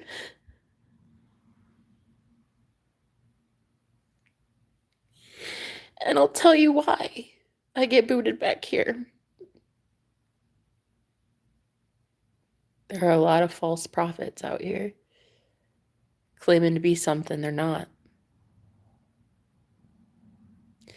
My attention and focus has to come back to this reality to tell some guy on the internet that he's not as chosen as he thinks he is. That he might think he's the chosen one, but you're only chosen to get your ego stroked because you pay a girl money on the internet just to get your kudos. Couldn't do it privately, could ya? Couldn't do it silently, could ya? Couldn't bless a girl with zero reward in it for you, could ya? Had to be public. So you already got your reward. There it is. 9 people congratulated you in their mind. There's your blessing. You just got it. I owe you nothing. I don't owe you acknowledgement of your comments. I don't owe you a conversation. I don't owe you anything. You already got the reward for what you just did publicly. That's what the Bible says. If you're going to do something, do it in private, do it in secret. If you're going to bless somebody silently, because otherwise you already get your reward. You got your public acknowledgement. So yeah, Yvonne, I am angry. I'm angry that you asked, why are you crying? And why are you angry, Jenna? And I went to go tell you. And your comment to me is, nobody cares.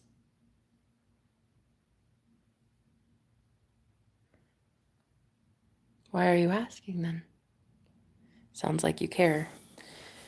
And it sounds like I care, or I wouldn't be expressing it. So if I'm going to express today what upsets me, you're going to listen.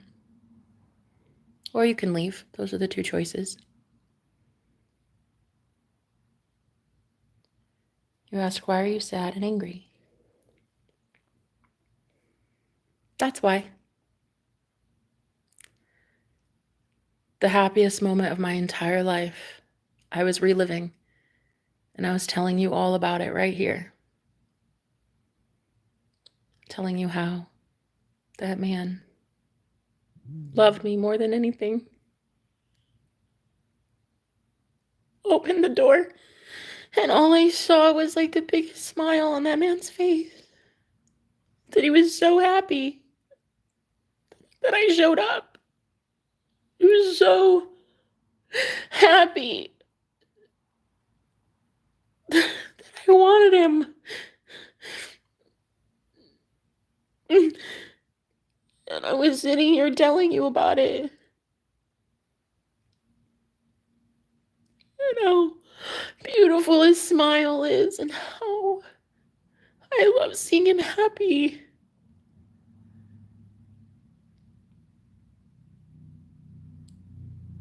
And how he changed my life.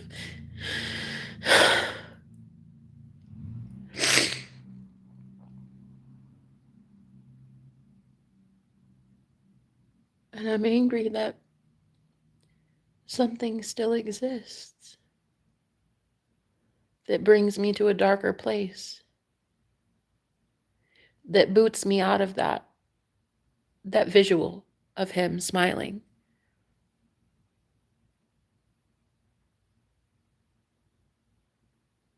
But the good news is, and I truly believe this with every ounce of my being. I swear to you, I believe this.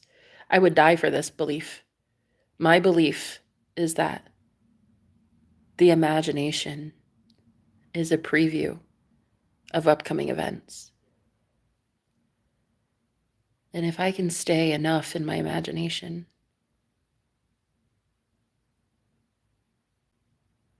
where we're happy together, he's smiling and free, then I think that has to happen. So the good news is,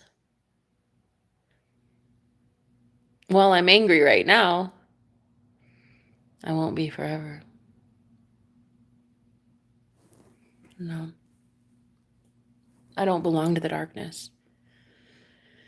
I don't belong to people, places, or things. I don't belong to hateful women like you, Yvonne. Angry, bitter women. Jealous. Jealous that people listen to me. You used to have your time in the sun, Yvonne. A whole bunch of women like you. Used to be very powerful. Women like you used to be very powerful. You used to have power and sway over men because you would be in their ear all the time, barking orders at them, telling them that if they leave, you'll hurt them, or you'll exploit them, or you'll take them to court, or you'll do this, or you'll steal their kids or their money or their this, and they used to listen to you. Yvonne, you represent an entire collective of women that have fallen from grace.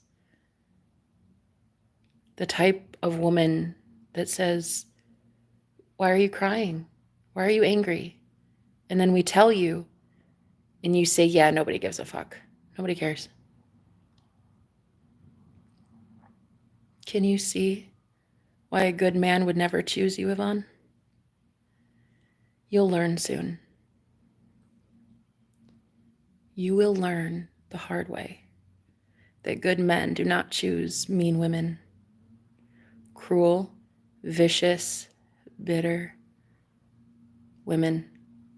Prudes, really. Karens. You should really change your name. Good men like that will never choose a woman like you ever. You represent an entire group of women who are becoming abso-fucking-lutely irrelevant. Men, good men, the ones worth having, would never choose you.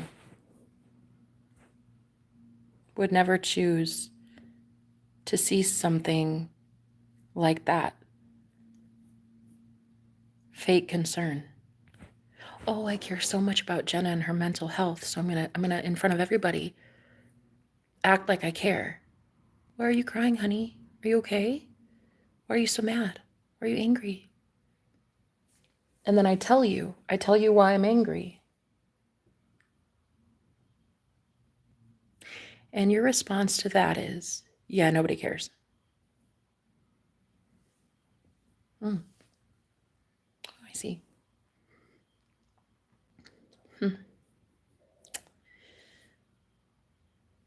You're a dime a dozen, Yvonne. There is a ton of women like you on the planet are becoming irrelevant. You're becoming a moot point. Men can see right through it. If I can see right through it, certainly a man can. The good ones don't want evil women like that anymore. Cruelty for no reason. You're cruel for sport, Yvonne. And you deserve to be put in your place. And I hope every man on the planet can wake up to the fact that they have an Yvonne in their life. The name Yvonne alone should be the new Karen. Every single good man on the planet, I hope, wakes up to the fact that mean, bitter, cruel women like you exist. Out here publicly acting like you care. Oh, I care. What's got you so sad? Why are you so angry? And then someone actually tells you. And instead of consoling them and helping them, you make them feel horrible for having expressed to you the truth.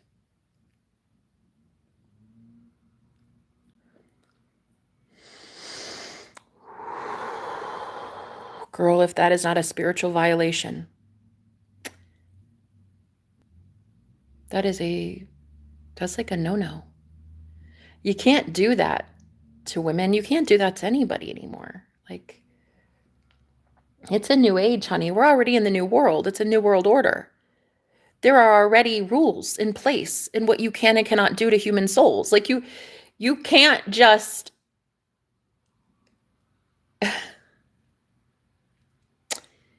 First of all, I don't think you can go around lying anymore. And for you to lie and say nobody cares is bullshit.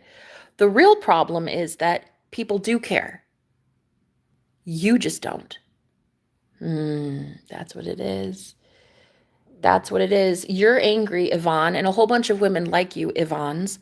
You are so worried that men do care about women like me. They care about what I have to say.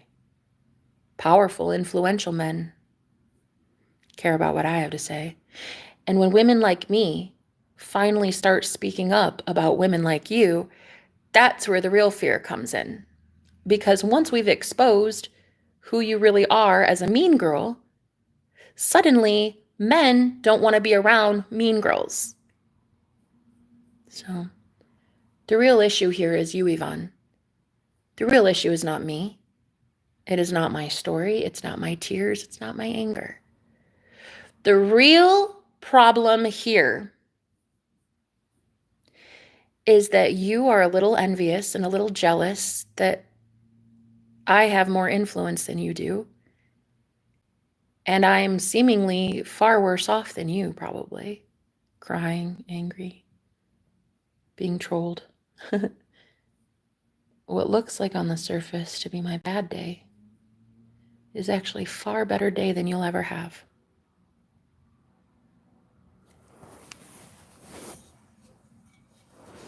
I'd rather be me on my worst day than you, Yvonne, on your best day. So yeah, going forward. Oh.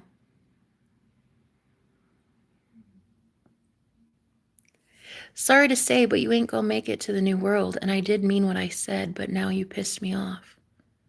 Who fucking cares if I have pissed you the fuck off? Stay the fuck pissed. Stay as pissed as you'd like. I'm already in the new world, my love. Fuck you and the horse you didn't ride in on. I don't give a shit if you're fucking pissed. You should stay pissed. Looks good on you. For the rest of us, we're gonna go be in the new place that we want to be in our mind. You can just go to the old world that you love so fucking much, that you grabbed on to every person, place, and thing, belief system, ideology, religion, cult. Girl, you grabbed on to all of it. Go grab on to whatever the fuck you want to grab on to. Because you certainly aren't grabbing on to me or my energy or any of the beautiful people in here who are trying to get into a new world, into a new earth, into a new vibration. I don't know who you think you are, but it's really, really fucking cute that you think you're important. Okay, you and another chosen one, have at it. I don't know how chosen you think you are, and I don't know who you think chose you, baby, but I didn't choose you. I don't give a shit how pissed you are. Stay angry. Stay livid, my love. Stay pissed. Cheers. Stay as angry as you like to be.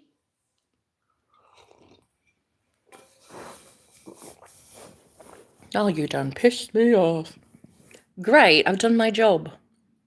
Free of charge, too. I fucking did it for free. Do you love it? I love that for you. You didn't even have to invest. You can take every fucking ounce of hatred and anger that you have, and you can just deal with it today. Because I'm returning it back to the sender. So I don't acknowledge any of it.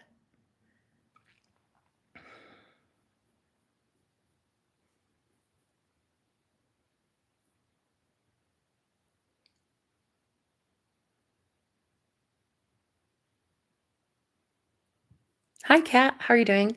What's happened? I guess we'll find out soon because it's not going to be happening to me. 666 Hell Angel 999. Hell's Angel ran out of time. Oh shit, because I just rhymed.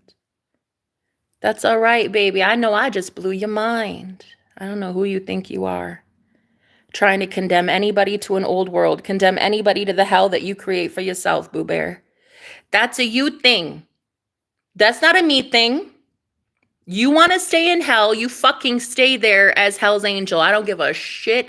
Don't know who exalted you and gave you that title, baby. But it ain't me, and I don't give a fuck. Did I anger you? Did I piss you off? Because, honey, it doesn't take much. You get real rattled real easy. Just scroll up, scroll down. No one's forcing you to be here. The fact that you have zero discipline and cannot leave my ass is really more of a testament to your own self-worth issues, not mine. I didn't promote you as Hell's Angel. Go somewhere. All of you chosen ones thinking that you're something special, you're something hot. You ain't a hot commodity. You're a dime a dozen. You've all given yourself that title, chosen one. Who the fuck died and made you God, bro? Who the fuck died and made you God? I'll fucking wait. I'll wait. What's the answer? It certainly ain't your fucking ego. So until your ego dies and makes you God, I'm not listening to a damn thing you say. Hell's Angel. Bye. Bye. Did I piss you off? Bye. Honey, that's my job. That's what I'm here to do, piss you off. I'm here to piss you and a whole bunch of Hell's Angels off. Hell's Angels. Really, you're just glorified messengers. You ain't really that hot. You ain't a hot commodity, Boo Bear. You're a dime a dozen. Leave her alone. They will be. No, I just came back to get your IP address because, like, I'm gonna fuck you up, Jenna. I'm gonna fuck you up so bad. Bitch, try it. Bitch, fucking try it. Do it. I dare you. I dare you to try what it is you're about to try.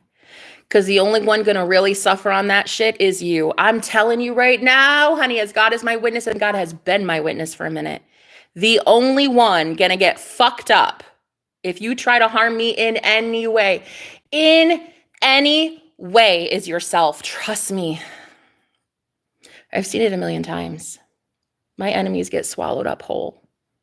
They get completely taken out by the universe. Listen, baby, this is a word to the wise. I don't know how wise you are. I doubt you're wise, but you want to try it. But just know, the second you do it, the second you try, all weapons formed against me, they fail every fucking time. And it will fail. No weapon against me ever prospers, baby. Never. It never works. It will never work. I've got holy angels that will handle that ass. So honestly, baby, I'm not worried. I'm not worried about a thing. Anytime you try it, just know you're getting that shit handed back to you 1,000-fold, as God is my witness, babe. I'm going to make sure when I return to sender, you know to stop messing with me. I ain't worried about a thing.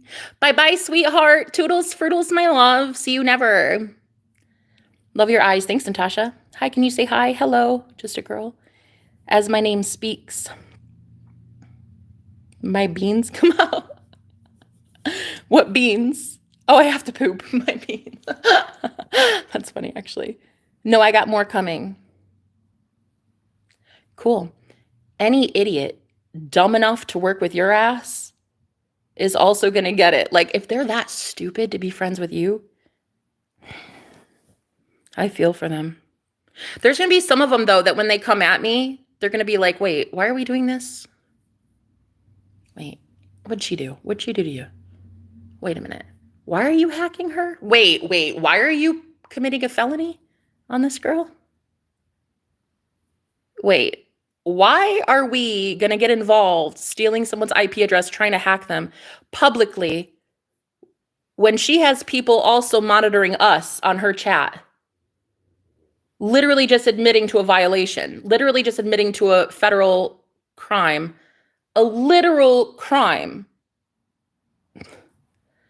So yeah, no, it's cool. You're going to have people that look at you like you're a little fucking idiot. And then others that'll be like, yeah, no, let's go.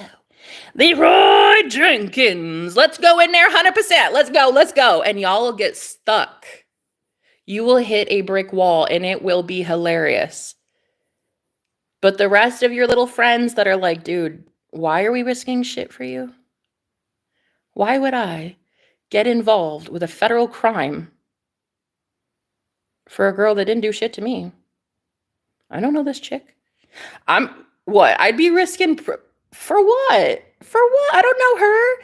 She's got 12 people in her fucking chat. Who the fuck is this?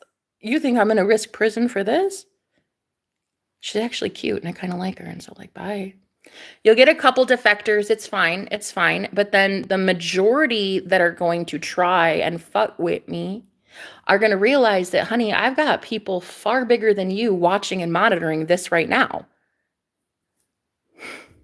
Admitting to a cybercrime? Why would you do that? Why would you admit to wanting my IP address? Docs threats, death threats, girl, why, what, like, that's like the dumbest thing you could have done. Claiming to grab my IP address. Do you not realize there's probably at least 5 people already that's grabbed yours? I mean, I don't understand. Why would you think it's smart? Anyway, the people that you work with, listen, a couple of them are going to be like, dude, I don't want to do this shit for you anymore. Like, because this is what it is. This is what it is. People that have to help Hell's Angels like you, bro, a lot of them have families and they have freaking bills to pay and shit. And I'll tell you right now as it is, Your friends, some of them, don't want to do this stuff for you anymore. And I'll tell you why. One, it's a crime that you just admitted to.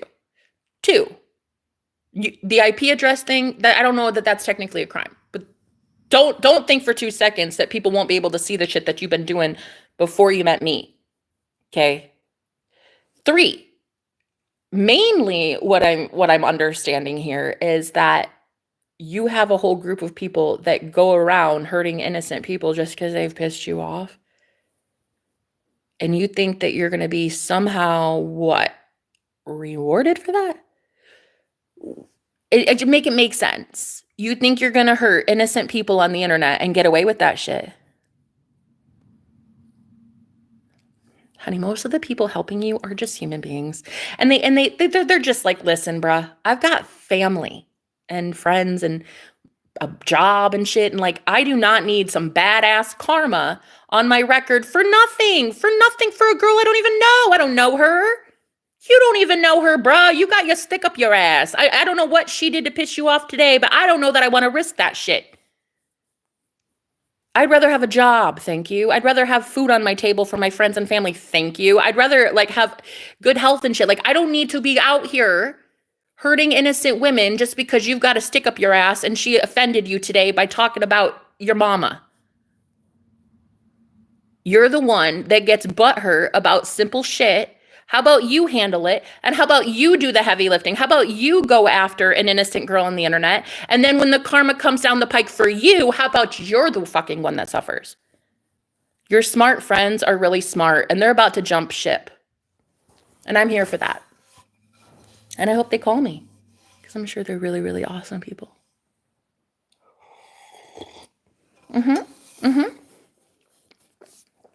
See, Crystal's intuition, she fucking gets it. She's probably a former friend of yours. She's probably a former Hell's Angel herself and probably decided, you know what? I don't want to do this anymore. I don't want to go hurt innocent people on the internet, threaten an innocent woman because she made a joke about your mama. Grow some fucking spine. Grow a backbone, bro.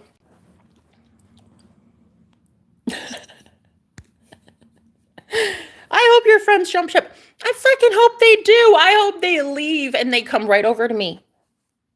I hope you go tell every little group, little friend that you got, on your Dungeons and Dragons or whatever, World of Wars or whatever. I don't know what you do in your mom's basement, but I hope that when you tell all your friends, look at this evil bitch, huh? I hope you give them my username, my URL, okay? I hope they come over here. And I hope that they tell me, oh my God, this idiot wants me to dox you, to harass you, to stalk you. He wants me to do some evil, heinous shit to you and take the fall for it. Because spiritually, that's a crime. Karma is a real thing. That'll bite your ass. It'll bite your friend's ass too, but I think your friends have more common sense than you do. Hell's Angel. Leading people to hell, bruh. Keeping them there too. You're going to keep your little friends in a hellish cage. I don't think so. Nah, what you're going to do is you're going to go tell all your friends that this internet bully who is just minding her own business on her own teeny tiny little corner of the internet, just sitting here talking to some random people on the internet, not harming a fly, not doing anything. You're going to go tell them, and they're going to show up on my chat, and they're going to be like, this bitch? What? This bitch? Wait, why? Wait, what? Doxer? That's for what? Hacker? For fuck's sake, for what? What'd she do? Wait. Dude, you got like a secret crush on her or something? Like, wait, what? Oh, wait, why would I go to jail? Why would I risk prison? No, answer the question, Hell's Angel. Why would your friends risk prison to help your ass do a fucking illegal cyber crime? Why? When there is a spiritual court that I far believe in more than our actual judicial system. Let's be real. I believe in a lot higher powers than that, bub. And honey, they don't fuck around about me. So your friends, if they have common sense, which honestly, let's hope they do for my sake, because they're going to absolutely tell you that it's a farce and it's a joke. Now you shouldn't be out here hurting innocent women because they make a joke about your mama and you got your panties in a bunch. Yikes. Just imagine triggering you because I exist. Like, it's so fucking sad, is it? Is that what it is? I literally breathe oxygen and it pisses you off. Baby, I was born in 1989 and I pissed you off that day. I draw oxygen and that pisses you off. Oh, what a sad Sally. Such a fucking sad Sally. So here's what's going to happen. You're going to go tell your little friends, which, let's be real, you have 2 of them. And they're not even real friends. But they have done your dirty work in the past. And you know what they have found? And I'm going to tell you what they found.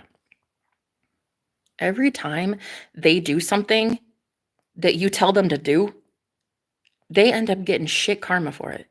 They're like, wait. I don't understand though. I did this to this person.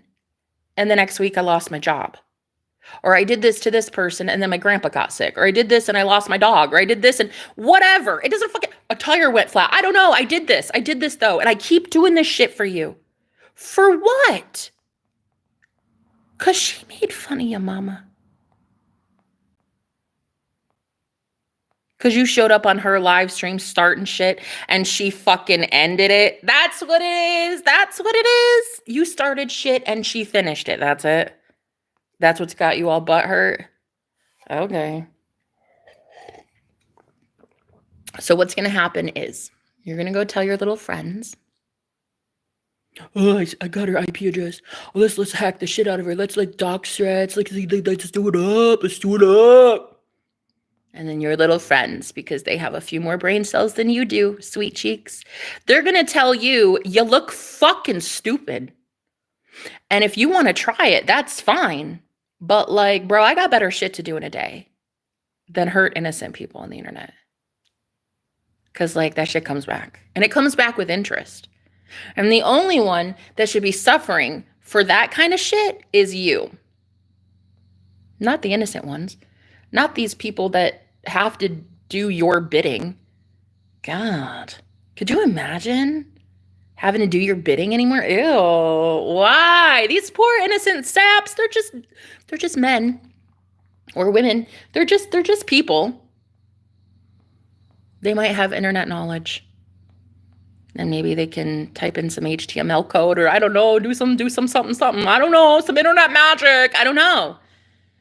But for you to think that a girl like me does not have spiritual protection just watching over me right now on this live stream, and that you just admitted to some things, that your IP address won't be somehow noticed from somebody way higher up than me, way smarter than me, shit, I don't know. But for you to think, stupidly, that I am not protected by some very higher ups, is kind of ignorant on your part. So I'm going to give you this warning, and I want you to hear me, okay? I want you to really listen. Listen with your earballs, okay?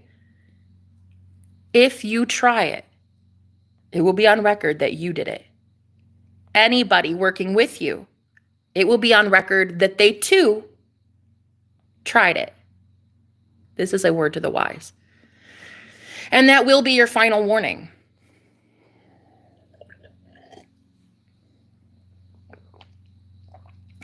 Can you say it a little slow? You mean for Hell's Angel? Because he needs it a little slow. I already said it. I don't need to say it again. Sub, thank you. How you doing, Harold? How are you guys? Hope you're doing well today. Love your eyes. Thank you so much. I love them too. They're very clear this morning. And they can see right through the fucking veil. Can you take me higher? To a place where blind men see. Oh, I can take you there, baby. I can certainly take a lot of people there. Do you want to go there with me? Okay. Well, stay for a second because what I'm going to do is I'm going to finish this love story that I was literally in the middle of telling when I got rudely interrupted by somebody who wanted to hack me. So what I'm going to do is I'm going to finish my story because I wasn't done talking. And I'm a hopeless romantic, baby. I love love. Okay. So anyway, here I was going into room 5 at this Airbnb that I was renting. And I was absolutely smitten. I knocked on the door and I was like,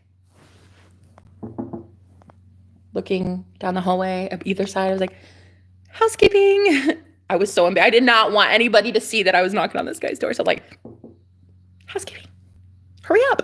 Open the door, open the door, open the door. And there he was. Sexiest motherfucker that's ever existed. Biggest smile on his face. I've never seen anything like it. Pure beauty. I've never witnessed a man more gorgeous in my entire life. I could, like, girl, the physique. Okay, whatever, the body alone. Look, it's not about looks, really. It's not. But sometimes, if you're paying attention. Okay, like, look, I have eyeballs. Okay, I love to see a man looking good. And that man looked hella delicious. So next thing I know, he's gently grabbing my arm and pulling me into his room. And yeah, basically within 10 seconds, we were sucking face. Making out lovely. So lovely. Within 10 seconds. We couldn't even keep our hands off each other, girl. So for the next 2 days, heaven, hallelujah, hallelujah. One of those. It was one of those. It was one of those events that was like, what just happened? Who just happened? How? How is that the gift that keeps on giving, baby? Anyway, so that man was all up in my goulash, okay? And so I fell in love.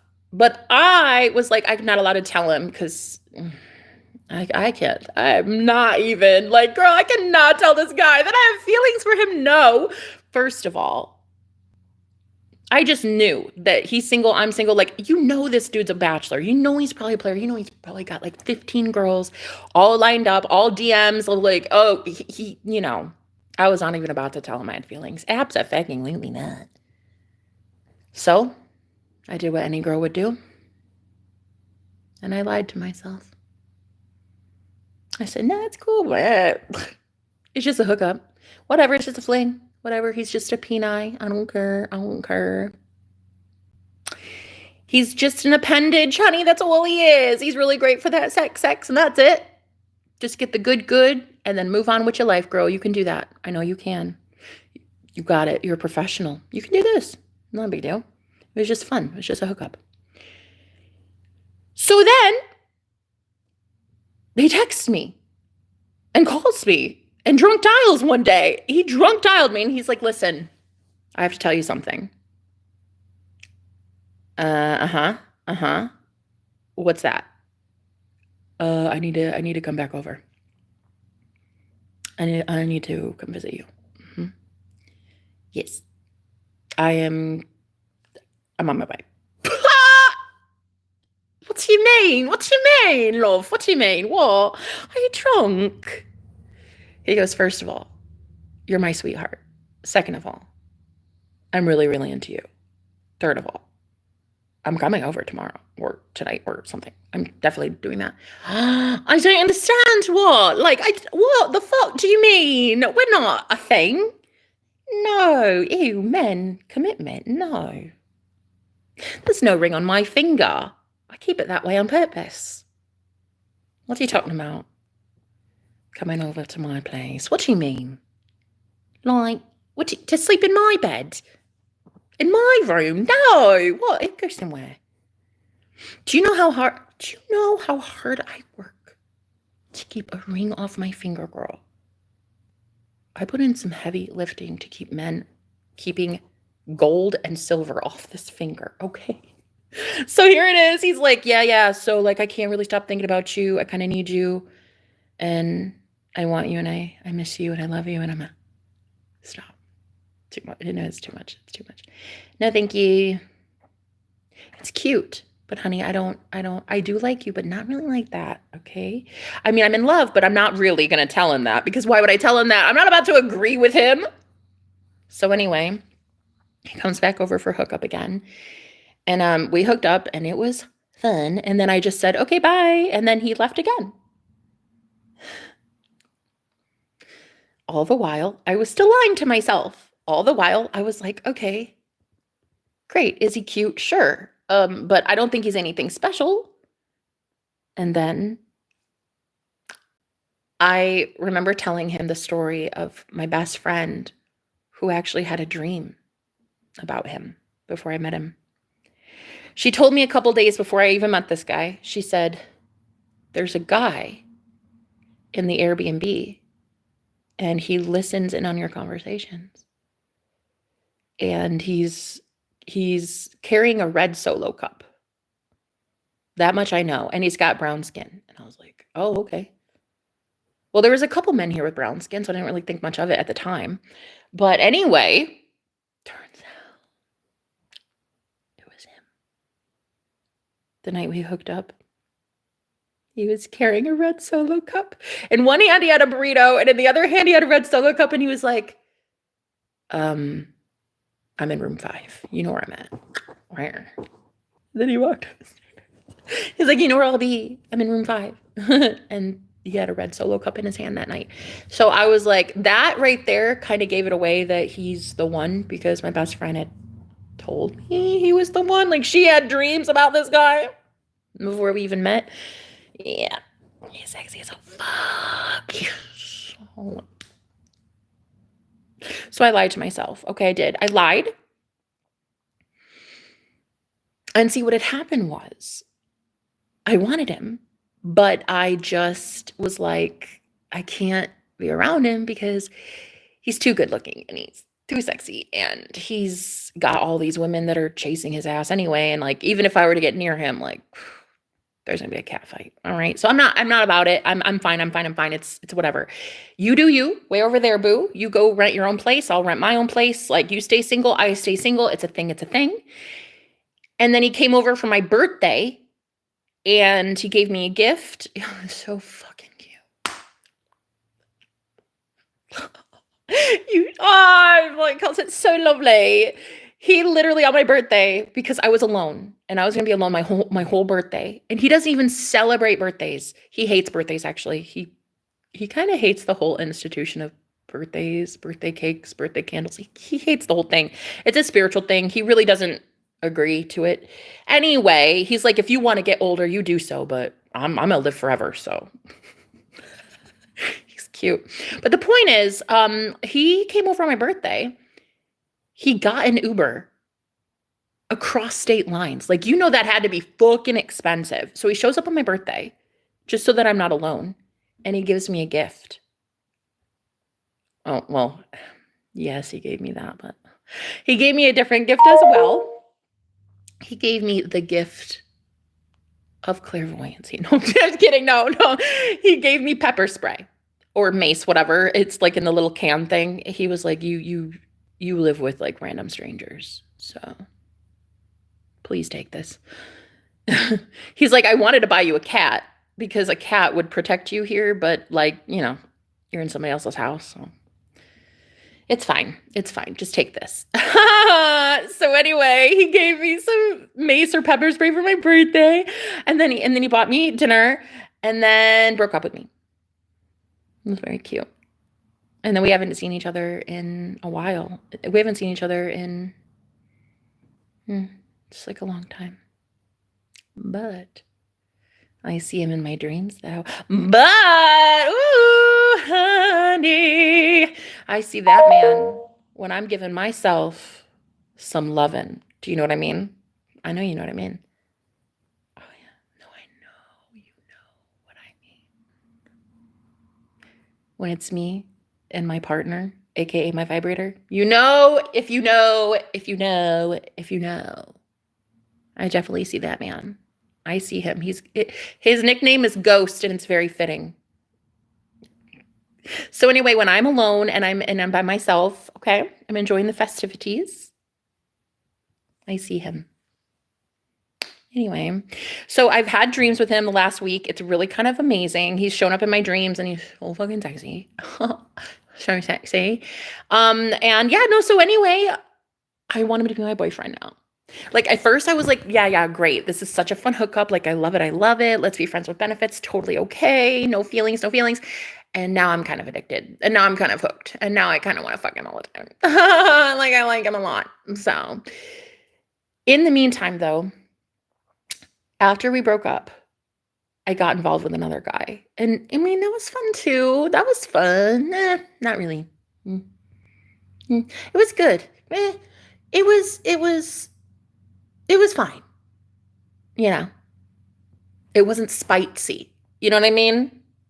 I know you know what I mean. You need spice in your life, you know? So anyway, it wasn't super spicy, but it was like mild. Mild spice. You know, it was like a little dash of cayenne pepper when really you're used to like El Diablo, spicy, like serrano peppers or something, you know? Like I'm used to the ghost pepper. Oh no, I did not. Like, did I do that? I did. I literally said it. I said it. The ghost pepper. That's fucking amazing. Look at me. I'm so fucking funny. Anyway, I'm used to the ghost pepper. So I had another man in my life and in my bed. And it was like not the same. No, not the same. No. I mean, I liked him. Don't get me wrong.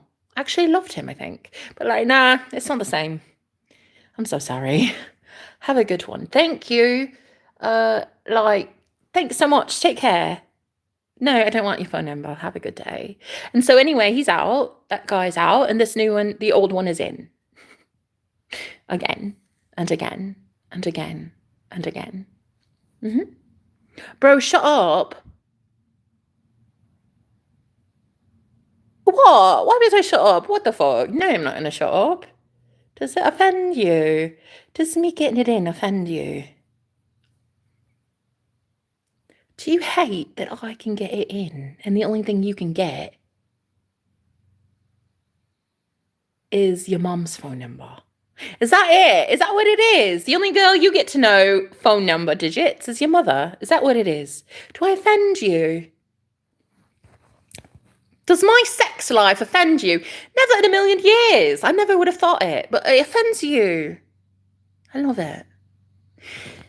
See, when I was a little girl, about 75 fucking lifetimes ago, I did not have these beautiful looks, or my sense of smarts, or my humour, or the power of the puss like I know I have now. I did not have this like goddess energy about me. I didn't have it. But that's okay, because I was still, as a young girl, very vivacious, very funny, very beautiful. I just never got admired for it, you know? And then so now I'm out of that ugly duckling phase and I'm actually getting it in. And like all of a sudden, it's pissing people off. Because how dare a pleasantly plump woman think that she's God's gift to humanity? How dare a woman with stretch marks believe that she is literally a fucking goddess? How dare her believe that she can have any man in the world that she wants and she chooses ghost?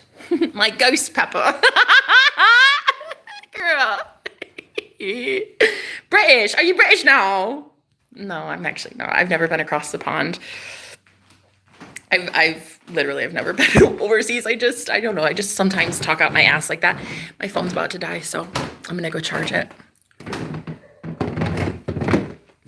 I'm from South. Oh, okay. Oh, Saudi Arabia. I like your face. I like mine too. Thank you. I'd like to keep it. Could you let me keep it, please? Because like we'll have some haters. I do love my face. I want to keep it, thank you.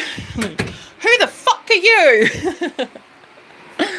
Yeah, I had haters today in this live stream threatening me. I think that's gonna be it for you. You're not gonna threaten innocent people on the internet anymore. That's just not gonna happen. Well, I mean, you can. Like, I suppose you can do it. But you'll just know going forward that there are consequences to that shit. Like, there are just things. There are just things that will not happen to me anymore. And people dox thread